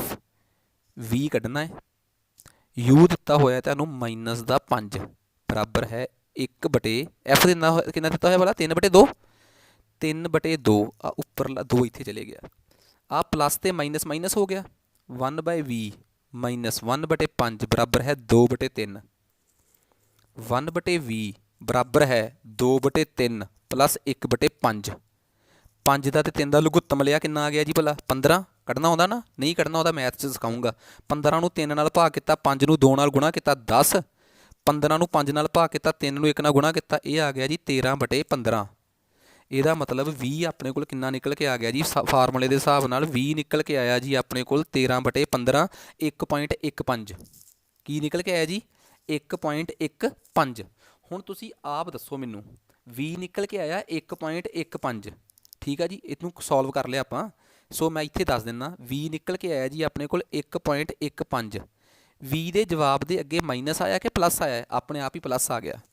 ਜੇ 20 ਦੇ ਨਿਸ਼ਾਨ ਦੇ ਅੱਗੇ ਪਲੱਸ ਆ ਗਿਆ, ਇਹਦਾ ਮਤਲਬ ਜਿਹੜਾ ਪ੍ਰਤੀਬਿੰਬ ਆ ਉਹ ਪਲੱਸ ਵਾਲੇ ਪਾਸੇ। ਤੁਹਾਨੂੰ ਪਤਾ ਨਾ ਕਿ ਜੇ ਆਹ ਸ਼ੀਸ਼ਾ ਹੋਵੇ, ਜੇ ਆਹ ਸ਼ੀਸ਼ਾ ਹੈ ਤਾਂ ਸ਼ੀਸ਼ੇ ਦੇ ਉੱਪਰ ਜੇ ਆਹ ਸ਼ੀਸ਼ਾ ਹੈ, ਕਿਉਂਕਿ ਦੂਜਾ ਸ਼ੀਸ਼ਾ ਸੀਗਾ, ਇੱਧਰਲੇ ਪਾਸੇ ਆਬਜੈਕਟ ਪਿਆ ਤੇ 20 ਦਾ 1.15 ਆਉਣ ਦਾ ਮਤਲਬ ਆ ਕਿ ਪ੍ਰਤੀਬਿੰਬ ਇੱਧਰ ਬਣਿਆ ਹੈ। ਪ੍ਰਤੀਬਿੰਬ ਇੱਧਰ ਬਣਿਆ, ਇਹ ਵੀ ਗੱਲ ਤੈਅ ਹੋ ਗਈ। ਪ੍ਰਤੀਬਿੰਬ ਇੱਧਰ ਬਣਿਆ, ਇਹ ਵੀ ਗੱਲ ਤੈਅ ਹੋ ਗਈ, ਠੀਕ ਆ। ਇਹਦਾ ਮਤਲਬ ਪ੍ਰਤੀਬਿੰਬ ਜੇ ਸ਼ੀਸ਼ੇ ਤੋਂ ਅਗਲੇ ਪਾਸੇ ਬਣਿਆ ਜਾ ਕੇ ਤਾਂ ਹਮੇਸ਼ਾ ਯਾਦ ਰੱਖਿਓ ਆਭਾਸੀ ਬਣੂਗਾ। ਜੇ ਵੀ ਨੈਗੇਟਿਵ ਆ ਜਾਂਦਾ ਤਾਂ ਪ੍ਰਤੀਬਿੰਬ ਪਿੱਛੇ ਬਣਦਾ, ਤੇ ਪਿੱਛੇ ਹਮੇਸ਼ਾ ਰਿਐਲਿਟੀ 'ਚ ਬਣਦਾ, ਅਸਲੀਅਤ 'ਚ ਬਣਦਾ, ਫਿਰ ਵਾਸਤਵਿਕ ਬਣਦਾ। ਰੱਟਾ ਨਾ ਮਾਰਿਓ, ਨੋਟ ਕਰ ਲਓ ਕਰਨਾ। ਤੇ 20 ਦਾ ਪਲੱਸ ਦੇ ਵਿੱਚ ਆਉਣ ਦਾ ਮਤਲਬ ਹੈ ਕਿ ਜੀ ਪ੍ਰਤੀਬਿੰਬ ਜਿਹੜਾ ਹੈ ਜੀ ਉਹ ਆਭਾਸੀ ਆ।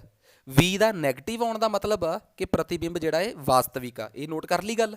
ਹੁਣ ਦੂਜੀ ਗੱਲ, ਇਹ ਵੀ ਗੱਲ ਬੜੀ ਇੰਪੋਰਟੈਂਟ ਸੀ ਕਿ ਸਾਨੂੰ ਆਭਾਸੀ ਤੇ ਵਾਸਤਵਿਕ ਦਾ ਪਤਾ ਲੱਗ ਗਿਆ। ਪਲੱਸ ਆਉਣ ਦਾ ਇੱਕ ਮਤਲਬ ਹੋਰ ਆ ਕਿ ਉਹ ਸ਼ੀਸ਼ੇ ਤੋਂ ਪਿਛਲੇ ਪਾਸੇ ਜਾ ਕੇ ਬਣਿਆ ਹੈ, ਕਿਉਂਕਿ ਮੈਂ ਦੱਸਿਆ ਸੀ ਨਾ ਕਿ ਪੋਜ਼ਿਟਿਵ ਦਾ ਮਤਲਬ ਹੁੰਦਾ ਸ਼ੀਸ਼ੇ ਤੋਂ ਪਿੱਛੇ ਚਲੇ ਜਾਣਾ। ਇੱਕ ਦੂਜੀ ਗੱਲ, ਹੁਣ ਇਹ ਨਹੀਂ ਪਤਾ ਕਿ ਜੀ ਉਹ ਜਿਹੜਾ ਪ੍ਰਤੀਬਿੰਬ ਬਣਿਆ ਹੈ ਉਹ ਆਬਜੈਕਟ ਤੋਂ ਉੱਚਾ ਬਣਿਆ ਹੈ ਕਿ ਨੀਵਾਂ ਬਣਿਆ ਹੈ। ਉਹਦੇ ਵਾਸਤੇ ਕੱਢਣਾ ਪਊਗਾ ਜੀ ਐਮ ਦਾ ਫਾਰਮੂਲਾ ਹੁੰਦਾ ਜੀ -v/u। ਕੀ ਫਾਰਮੂਲਾ ਹੁੰਦਾ ਜੀ? -v/u। ਐਮ ਦਾ ਫਾਰਮੂਲਾ ਹੁੰਦਾ ਹੈ ਜੀ -v/u। m ਮਾਈਨਸ ਦਾ v/u, ਰੱਟਾ ਮਾਰ ਲਿਓ ਤੇ -v ਦਾ ਆਂਸਰ ਆਇਆ ਸੀ 1.15 ਬਟੇ u ਦਾ ਆਂਸਰ ਸੀਗਾ ਜੀ 5। u ਦਾ ਆਂਸਰ ਕਿੰਨਾ ਸੀਗਾ ਜੀ? 5। ਪਰ ਤੁਸੀਂ ਕਹੋਗੇ u ਦਾ ਆਂਸਰ 5 ਨਹੀਂ ਸੀਗਾ, u ਦਾ ਆਂਸਰ ਤਾਂ -5 ਸੀਗਾ। ਕਿਵੇਂ -5 ਸੀ? ਕਿਉਂਕਿ u ਤਾਂ ਆਪਣਾ ਨੈਗੇਟਿਵ ਸੀਗਾ, v ਆਪਣਾ ਪੋਜ਼ਿਟਿਵ ਆਇਆ। ਆ ਮਾਈਨਸ ਨਾਲ ਮਾਈਨਸ ਕੱਟ ਕੇ ਪਲੱਸ ਦਾ ਆ ਗਿਆ। ਮੈਂ ਤਾਂ ਬਸ ਆਂਸਰ ਚੈੱਕ ਕਰਨਾ ਚਾਹੁੰਦਾ ਕਿ ਇਹਨੂੰ ਕੱਟ ਕੁੱਟ ਕੇ ਉਹਨਾਂ ਨੇ ਆਂਸਰ ਦੱਸਿਆ 0.23। ਕਿੰਨਾ ਆਂਸਰ ਦੱਸਿਆ ਜੀ? 0.23। ਮੈਂ ਉੱਥੋਂ ਆਂਸਰ ਦੇ ਕੇ ਲਿਖ ਲਿਆ ਤੇ ਆਂਸਰ ਆ ਗਿਆ ਜੀ 0.23, ਕਿਉਂਕਿ ਆਹ ਮਾਈਨਸ ਇੰਟੂ ਆਹ ਮਾਈਨਸ ਪਲੱਸ ਹੋ ਗਿਆ। ਦੇਖੋ ਜੀ, ਜੇ ਤੁਹਾਡਾ m, ਦੇਖੋ ਜੀ ਇੱਕ ਗੱਲ ਹੋਰ, ਤੁਸੀਂ ਇਹ ਨਾ ਕਹੋ ਕਿ v ਦੇ ਪੋਜ਼ਿਟਿਵ ਜਾਂ ਨੈਗੇਟਿਵ ਆਉਣ ਤੋਂ ਤੁਹਾਨੂੰ ਨਹੀਂ ਸਮਝ ਆਇਆ। ਫਿਰ ਇੱਕ ਹੋਰ ਦੱਸ ਦਿੰਦਾ, m ਦਾ ਪੋਜ਼ਿਟਿਵ ਆਉਣਾ ਮਤਲਬ ਕੀ? 82। m ਦਾ ਪੋਜ਼ਿਟਿਵ ਆਉਣ ਦਾ ਮਤਲਬ ਕੀ ਹੁੰਦਾ ਜੀ? m ਦਾ ਇੱਕ ਮਿੰਟ m ਤੋਂ ਵੀ ਮੈਂ ਇੱਕ ਗੱਲ ਦੱਸਦਾ। ਜੇ ਤਾਂ m ਦੀ ਵੈਲਿਊ 1 ਤੋਂ ਵੱਡੀ ਆ ਜੇ, ਠੀਕ ਆ ਜੀ, m ਦੀ ਵੈਲਿਊ ਜੇ 1 ਤੋਂ ਵੱਡੀ ਆ ਜੇ ਤਾਂ ਇਹਦਾ ਮਤਲਬ ਇਹ ਹੋਊਗਾ ਕਿ ਜਿਹੜੀ ਤੁਹਾਡੀ ਪ੍ਰਤੀਬਿੰਬ ਬਣੀ ਆ, ਇਮੇਜ ਬਣੀ ਆ, ਉਹ ਆਬਜੈਕਟ ਤੋਂ ਉੱਚੀ ਆ। ਤੇ ਜੇ m 1 ਤੋਂ ਛੋਟਾ ਆ ਜੇ ਫਿਰ ਇਮੇਜ ਜਿਹੜੀ ਬਣੀ ਆ ਉਹ ਆਬਜੈਕਟ ਤੋਂ ਛੋਟੀ ਬਣੀ ਆ। ਇਹਨੂੰ ਕਹਿੰਦੇ ਆ ਵੱਡੀ ਆਕਾਰ ਦੀ ਇਮੇਜ, ਇਹਨੂੰ ਕਹਿੰਦੇ ਆ ਛੋਟੀ ਇਮੇਜ। ਹੁਣ m 0.23 ਆ ਤੇ ਸਭ ਨੂੰ ਪਤਾ ਹੈ ਕਿ 0.23 1 ਤੋਂ ਛੋਟਾ ਹੁੰਦਾ ਹੈ। 0.23 1 ਤੋਂ ਕੀ ਹੁੰਦਾ ਹੈ? ਛੋਟਾ ਹੁੰਦਾ ਹੈ। ਇਮੇਜ ਛੋਟੀ ਬਣੀ ਆ, ਇਹ ਵੀ ਗੱਲ ਸਮਝ ਆ ਗਈ। ਹੁਣ ਇਹ ਵੀ ਗੱਲ ਦੱਸ ਦਿਓ, m ਪੋਜ਼ਿਟਿਵ ਆਇਆ ਕਿ ਨੈਗੇਟਿਵ ਆਇਆ? m ਦਾ ਪੋਜ਼ਿਟਿਵ ਆਉਣ ਦਾ ਮਤਲਬ ਆ ਕਿ ਇਮੇਜ ਜਿਹੜੀ ਆ ਉਹ ਸਿੱਧੀ ਬਣੀ ਆ। ਸਿੱਧੀ ਨੂੰ ਅੰਗਰੇਜ਼ੀ 'ਚ ਕਹਿੰਦੇ ਆ ਇਰੈਕਟ ਤੇ ਪੰਜਾਬੀ 'ਚ ਸਿੱਧੀ। ਤੇ ਜੇ m ਆ ਜਾਂਦਾ ਨੈਗੇਟਿਵ ਫਿਰ ਇਮੇਜ ਬਣਦੀ ਇਨਵਰਟਡ, ਪੰਜਾਬੀ 'ਚ ਕਹਿੰਦੇ ਆ ਉਲਟੀ। m ਦਾ ਪੋਜ਼ਿਟਿਵ ਤੇ ਨੈਗੇਟਿਵ ਆਉਣਾ ਵੀ ਕੁਝ ਦੱਸਦਾ ਹੈ ਤੇ m ਦਾ 1 ਤੋਂ ਵੱਡਾ ਤੇ 1 ਤੋਂ ਛੋਟਾ ਆਉਣਾ ਵੀ ਕੁਝ ਦੱਸਦਾ ਹੈ। m ਜੇ 1 ਤੋਂ ਵੱਡਾ ਹੈ ਤਾਂ ਇਮੇਜ ਆਬਜੈਕਟ ਤੋਂ ਵੱਡੀ ਹੈ। m ਜੇ 1 ਤੋਂ ਛੋਟਾ ਹੈ, 0.23 1 ਤੋਂ ਛੋਟਾ ਹੈ, ਜੇ m ਦੀ ਵੈਲਿਊ ਆ ਜਾਂਦੀ 1.76 ਫਿਰ ਇਮੇਜ ਆਬਜੈਕਟ ਤੋਂ ਕੀ ਬਣਦੀ? ਵੱਡੀ ਬਣਦੀ।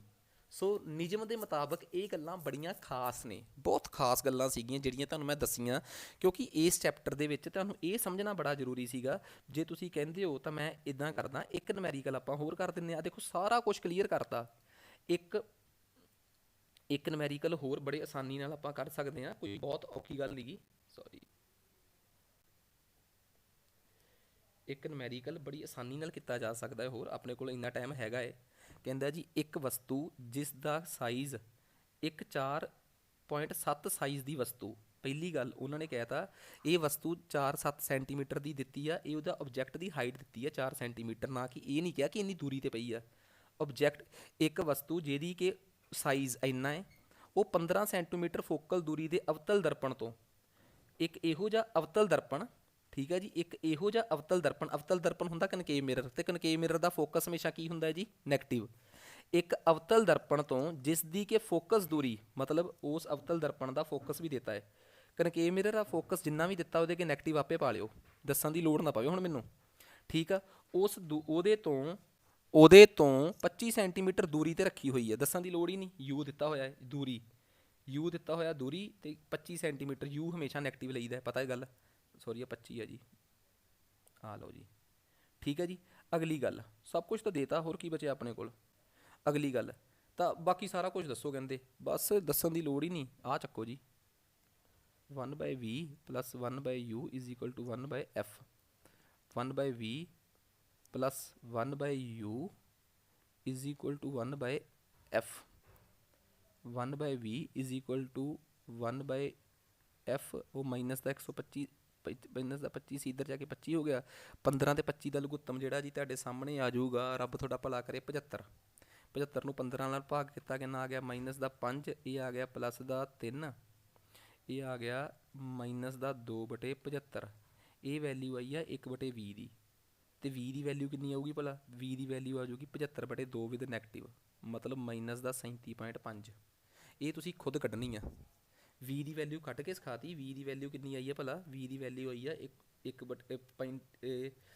37.75। ਦੇਖੋ ਸਿੰਪਲ ਜੀ ਗੱਲ ਆ। ਤੁਸੀਂ ਇਹ ਨੋਟਿਸ ਕੀਤਾ ਕਿ ਜੇ ਆਪਾਂ ਨੂੰ ਇਸ ਸਵਾਲ ਦੇ ਵਿੱਚ f ਦਿੱਤਾ ਹੋਇਆ ਸੀਗਾ, f ਕਿੰਨਾ ਦਿੱਤਾ ਸੀ? ਮਾਈਨਸ ਦਾ, ਕਿਉਂਕਿ ਇਹ ਕਨਕੇਵ ਮਿਰਰ ਆ ਨਾ, ਤੇ ਕਨਕੇਵ ਮਿਰਰ ਦਾ f ਜਿਹੜਾ ਜੀ ਉਹ ਹਮੇਸ਼ਾ 15 ਮਾਈਨਸ ਹੁੰਦਾ ਹੈ। ਕਨਕੇਵ ਮਿਰਰ ਦਾ f ਜੀ -15, u -25, ਠੀਕ ਆ ਜੀ। ਓਬਜੈਕਟ ਕਿੰਨਾ ਉੱਚਾ ਸੀਗਾ ਜੀ? ਓਬਜੈਕਟ ਜਿੰਨਾ ਵੀ ਉੱਚਾ ਸੀਗਾ, ਓਬਜੈਕਟ ਤੇ ਤਾਂ ਉਹਨੂੰ ਮੂਵ ਕਰਕੇ ਰੱਖੀਦਾ ਹੈ। ਓਬਜੈਕਟ ਜੀ ਆ ਗਿਆ ਜੀ ਆਪਣਾ 4 ਸੈਂਟੀਮੀਟਰ ਉੱਚਾ ਸੀਗਾ। ਤੁਸੀਂ ਕਿਹਾ ਜੀ ਇਮੇਜ ਕਿੰਨੀ ਬਣੀ? ਇਮੇਜ ਦਾ ਆਨਸਰ ਆਇਆ -37.75। ਨਾਲ ਲੱਗਦਾ m ਵੀ ਕੱਢ ਲਓ, ਮਾਈਨਸ ਦਾ v ਬਟੇ u। ਦੇਖੋ v ਦਾ ਵੀ ਮਾਈਨਸ ਨਾਲ ਪਾਇਆ, u ਦਾ ਵੀ, ਤੇ ਫਾਰਮੂਲਾ ਵੀ। ਮਾਈਨਸ ਨਾਲ ਮਾਈਨਸ ਕੱਟਿਆ ਗਿਆ, ਫਿਰ ਬਚ ਗਿਆ। ਜਦੋਂ ਮਾਈਨਸ ਦਾ 37.75 ਨੂੰ ਤੁਸੀਂ 2 ਨਾਲ ਕੱਟਿਆ, ਮੈਂ ਚਾਹੁੰਦਾ ਨਹੀਂ ਕਿ ਟਾਈਮ ਖਰਾਬ ਹੋਵੇ, ਸੋ ਆਪਾਂ ਇਹਦਾ m ਇੱਥੋਂ ਦੇ ਕੇ ਲਿਖ ਲਈਏ, ਠੀਕ ਹੈ ਜੀ। ਸੋ ਇਹਨਾਂ ਨੇ m ਕੱਢਿਆ ਨਹੀਂ, ਚਲੋ ਮੰਨ ਕੇ ਚੱਲਦੇ ਹਾਂ m ਜਿੰਨਾ, ਦੇਖੋ v ਇਹਨਾਂ ਦਾ ਵੀ ਉਨਾ ਹੀ ਆਇਆ, ਠੀਕ ਆ ਜੀ। 37.75 ਨੂੰ ਜੇ ਆਪਾਂ ਮੰਨ ਕੇ ਚੱਲੀਏ ਤਾਂ ਇਹ 12.5 ਦੇ ਪਹਾੜੇ ਤੇ 3 ਤੇ ਗਿਆ, ਇਹ 12.5 ਦੇ ਪਹਾੜੇ ਤੇ 2 ਤੇ ਗਿਆ, 3/2। ਇਹ m ਚਲੋ ਮੈਂ ਹੀ ਕੱਢ ਦਿੰਦਾ, ਇਹ ਆ ਗਿਆ ਜੀ 1.5। ਤੇ ਤੁਹਾਨੂੰ ਪਤਾ ਹੀ ਹੈ m ਦਾ ਇੱਕ ਫਾਰਮੂਲਾ ਕੀ ਹੁੰਦਾ ਭਲਾ? ਮੈਂ ਦੱਸਿਆ ਵੀ ਸੀਗਾ, I/O, ਜਿਹੜੀ ਕਿ v/m ਕਿੰਨਾ ਆਇਆ ਜੀ ਭਲਾ? ਇਹ ਵੀ ਫਾਰਮੂਲਾ ਹੁੰਦਾ ਨਾ, m ਦਾ ਫਾਰਮੂਲਾ ਹੁੰਦਾ I/O ਬਰਾਬਰ ਹੈ -v/o u। m ਕੱਢ ਕੇ ਹਾਈਟ ਆਫ ਇਮੇਜ ਨਹੀਂ ਪਤਾ, ਓਬਜੈਕਟ ਕਿੰਨਾ ਹੈ ਭਲਾ? 4।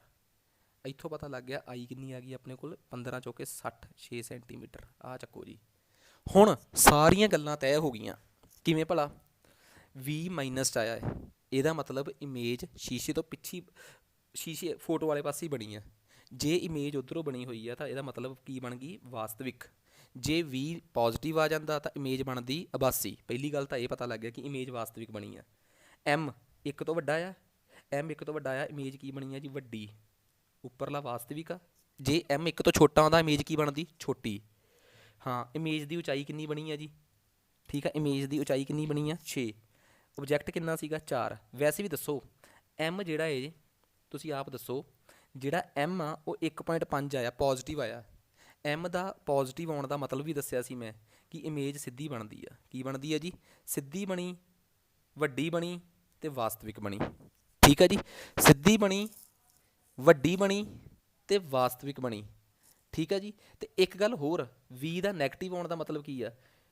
ਬਿੰਬ ਵਾਲੇ ਪਾਸੇ ਬਣੀ ਆ, ਸ਼ੀਸ਼ੇ ਦੇ ਪਿਛਲੇ ਪਾਸੇ ਨਹੀਂ, ਸ਼ੀਸ਼ੇ ਦੇ ਅਗਲੇ ਪਾਸੇ ਬਣ ਗਈ ਆ। ਜਿੱਧਰਲੇ ਪਾਸੇ ਬਿੰਬ ਪਿਆ ਹੁੰਦਾ ਨਾ, v ਜੇ ਪੋਜ਼ੀਟਿਵ ਆ ਜਾਂਦਾ ਤਾਂ ਸ਼ੀਸ਼ੇ ਦੇ ਪਿੱਛੇ ਜਾ ਕੇ ਬਣਦੀ। ਸੋ ਕਿੱਡੀਆਂ ਸਿੱਧੀਆਂ ਗੱਲਾਂ ਨੇ। ਜਿਹੜਾ ਬੰਦਾ ਇਸ ਲੈਕਚਰ ਨੂੰ ਗੌਰ ਨਾਲ ਸੁਣ ਗਿਆ ਨਾ, ਤਾਂ ਮੈਂ ਕਹਿੰਦਾ ਜੀ ਉਹ ਕਦੀ ਵੀ ਮਾਰ ਨਹੀਂ ਖਾਊਗਾ। ਹੁਣ ਇਹ ਤਾਂ ਹੋ ਗਿਆ ਰਿਫਲੈਕਸ਼ਨ, ਠੀਕ ਹੈ ਜੀ। ਇਸ ਤੋਂ ਬਾਅਦ ਸਾਡਾ ਜਿਹੜਾ ਅਗਲਾ ਟੌਪਿਕ ਹੋਣ ਵਾਲਾ ਜੀ, ਉਹ ਹੈਗਾ ਜੀ ਇਹ ਅਪਰਿਵਰਤਨ, ਰਿਫਰੈਕਸ਼ਨ ਆਫ ਲਾਈਟ। ਜਦੋਂ ਲਾਈਟ ਕਿਸੇ ਦੇ ਵਿੱਚੋਂ ਲੰਘ ਕੇ ਚਲੇ ਜੇ, ਉਹਨੂੰ ਰਿਫਰੈਕਸ਼ਨ ਕਹਿੰਦੇ ਆ।